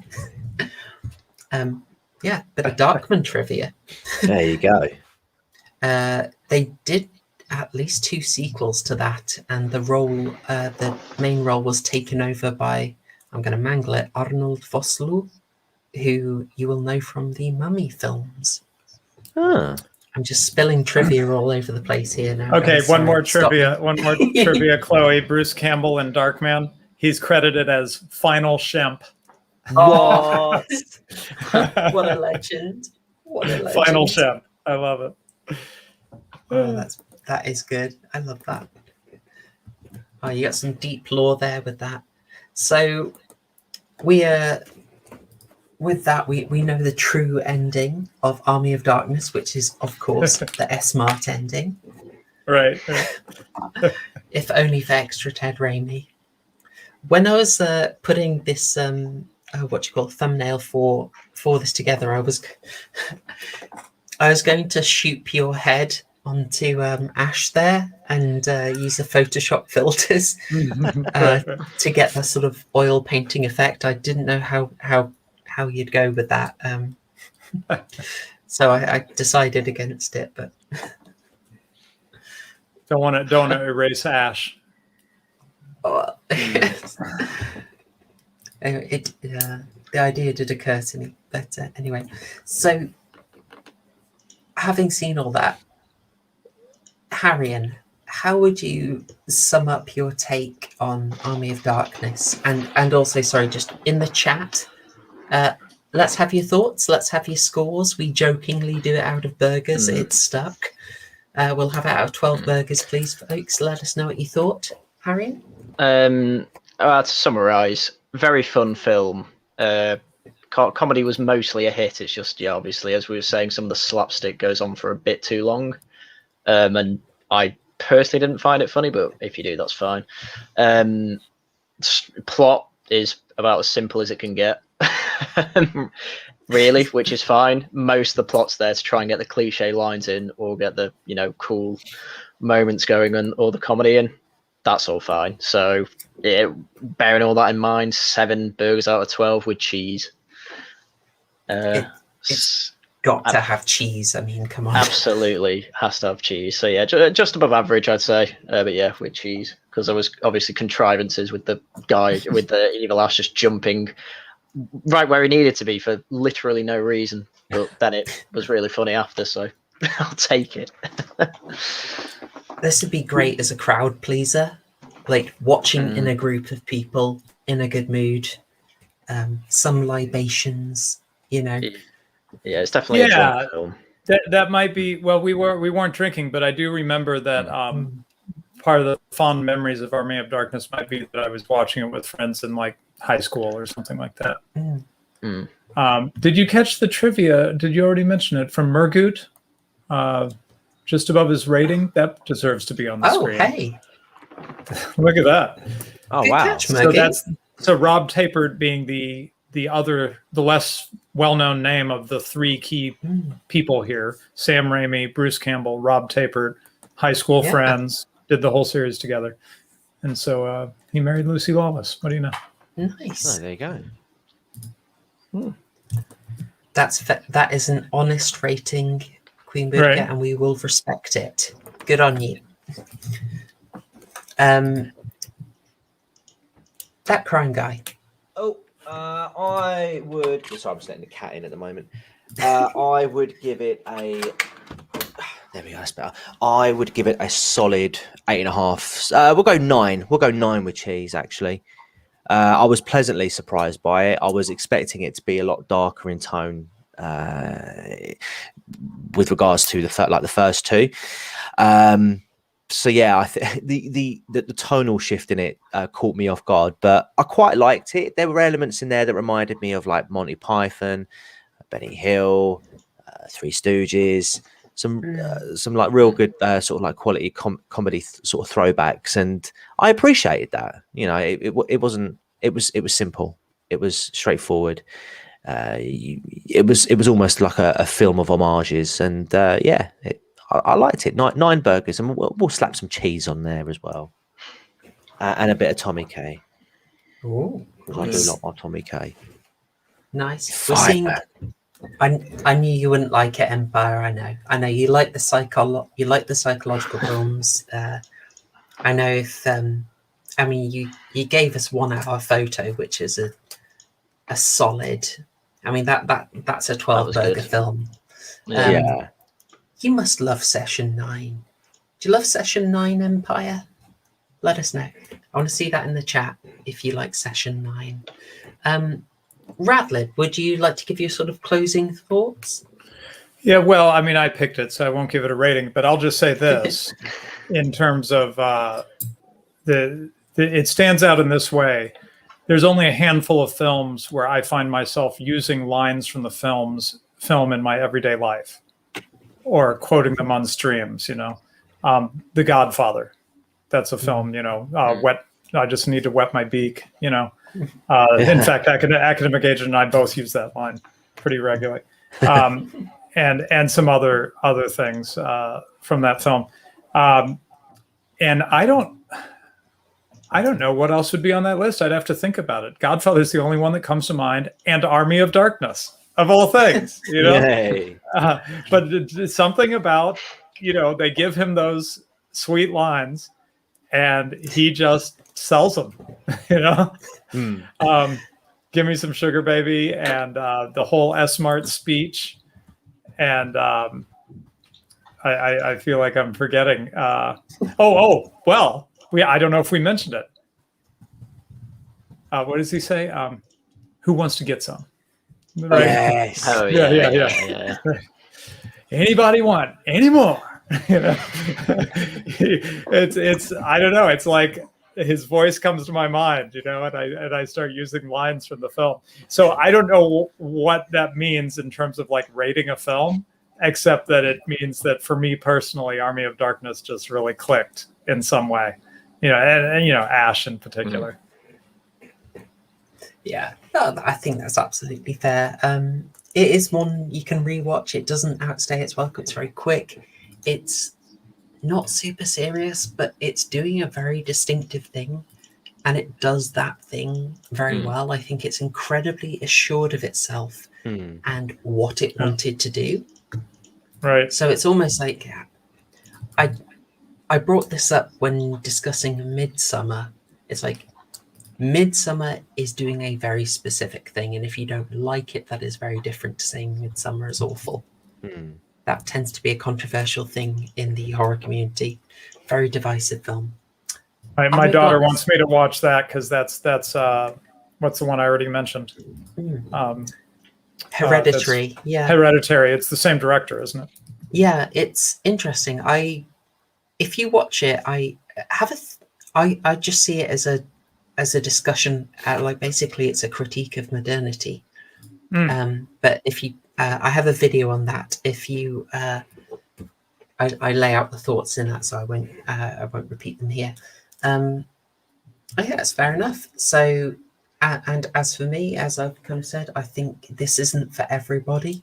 If you like horror comedy, it might even still be a bit too goofy. It is. There's a lot of a cartoonish logic that is sort of breaking the frame, as it were. But if you like it, I think you will like it. And Bruce Campbell has all the charisma, and Sam Raimi the directing skill and creative framing to keep it interesting throughout. So for me, it's a solid win. It's not my favorite, but I could recommend it to pretty much anyone. So it's easily an 8, and it's absolutely full to the brim with cheese. So that is pretty much rounding up everything that we had for this week. I have been very busy behind the scenes with a special project, and I'm going to be doing some location filming for that soon. This may or may not be a good idea. We'll see. And I have been redoing a whole bunch of stuff that I did on Saw 3 and a defense of it, because I had filmed a few sort of short videos about Saw 3. I know those aren't to everyone's taste, and I wanted to sort of rebut some common points about them, but I spent a lot of the weekend watching JXC's 5.25 hour critique of Oh, the Doctor Chibnall. Who. Yeah. Yeah, And that's gosh, a really good video. gosh darn it, I've got to get my game up. I'm sorry. Wait, it's his critique of what now? The Chris Chibnall era of Doctor Who, so the last 2 seasons of Doctor Who, with Jodie Whittaker as the Doctor. Oh, okay. It is an absolutely brilliant analysis. There's some flaws in it. I think Jay's politics get in the way a little bit of his criticism, but it's still an outstanding analysis in any way. We couldn't. My family had been really enjoying the rebooted Doctor Who, and we made it to 2 episodes of Jodie Whittaker, and then just stopped. We literally haven't seen it anymore. It is a shame. It is a shame because Jodie Whittaker's like a really good actress. It's just unfortunately she's surrounded by incompetent people. Yeah, The problem is that she's written more like the Doctor in every other show I've seen her in. But in Doctor Who, she's just the opposite as Jay goes through, because she's really like nervous and insular and just not like the Doctor. Because when the companions that are supposed to be there for the season, every other Doctor would be like, "Oh, come along with me, it'll be great," and then Jodie Whittaker's like, "Oh, I guess that's it, bye." Like trying to say, "Please invite me to yours." It's really bad. But he goes through it for about 5 hours if you've got the time. Well, I think I'd have to watch it to appreciate his critique, but I don't think I want to watch it. So, I don't blame you. I didn't watch the Judo. I tapped out during the Peter Capaldi run. It was a bit much for me even then. But anyway, TLDR. Because of that, I'm going to redo my stuff and do it to a sort of higher standard. That basically I'm inspired. So if you haven't seen JXC's video, it's really solid analysis. It is the kind of stuff that I want to be aiming to do. But I can't say when that stuff is going to come out because there's a fair amount going on, but there will definitely be a live stream next Tuesday. We will announce the film probably tomorrow, as we tend to do. I'm just going to confer with people and make sure everyone's on board with the film we're going. So horror homework announcement will be going out tomorrow. And an additional bit of bonus horror homework. If you like the stuff I do, and I assume if you've watched 3 hours and 17 minutes into a live stream, probably not disliking it too much. If you're liking what I'm doing, best thing you can do for the channel, as well as liking the video, is put the word out. If you know someone who will enjoy this stuff, send them a recommendation, a video of mine that you particularly enjoyed, and smash that like button. Do the shilling. Yeah, smash that like. Sorry, I feel awkward asking, but it is appreciated. Subscribe to the channel and hit the notification bell so you never miss another upload. I can't channel my inner the quartering quite like that. But you got to learn the shameless shill. We call it Academic Agent talks about Steve Turley. I watched that. He does the Turley shill.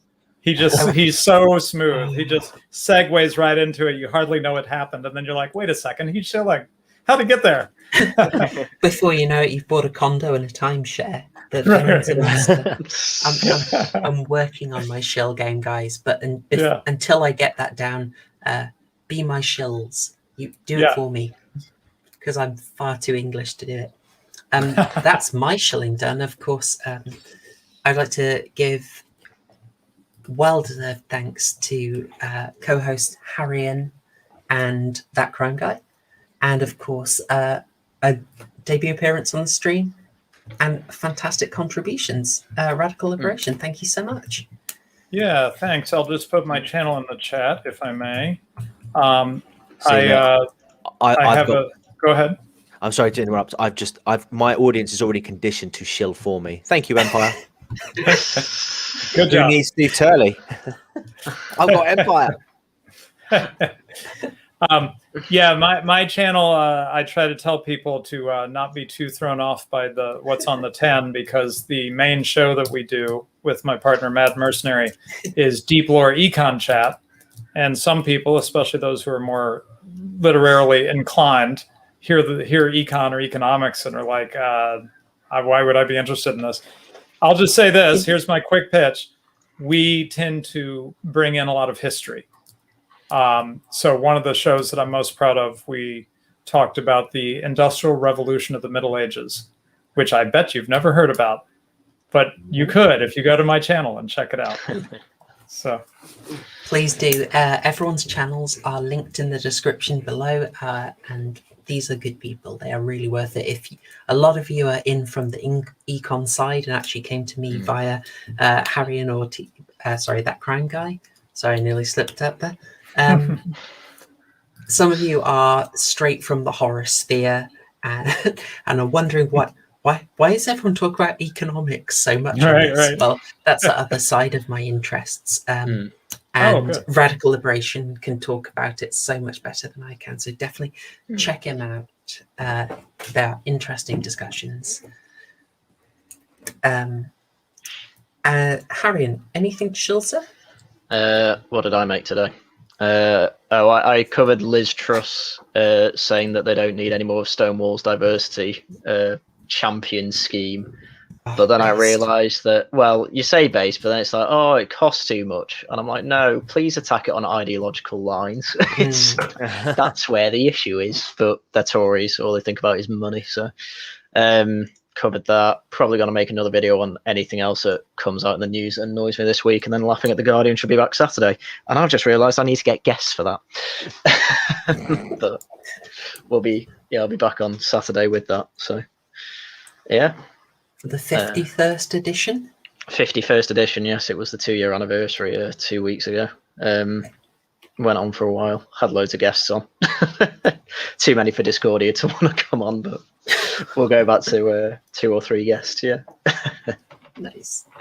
Yeah. And that crime guy, you've been busy. Yeah, so I wasn't actually planning on having a video out today, but there's been some recent developments on a case I covered a few weeks back.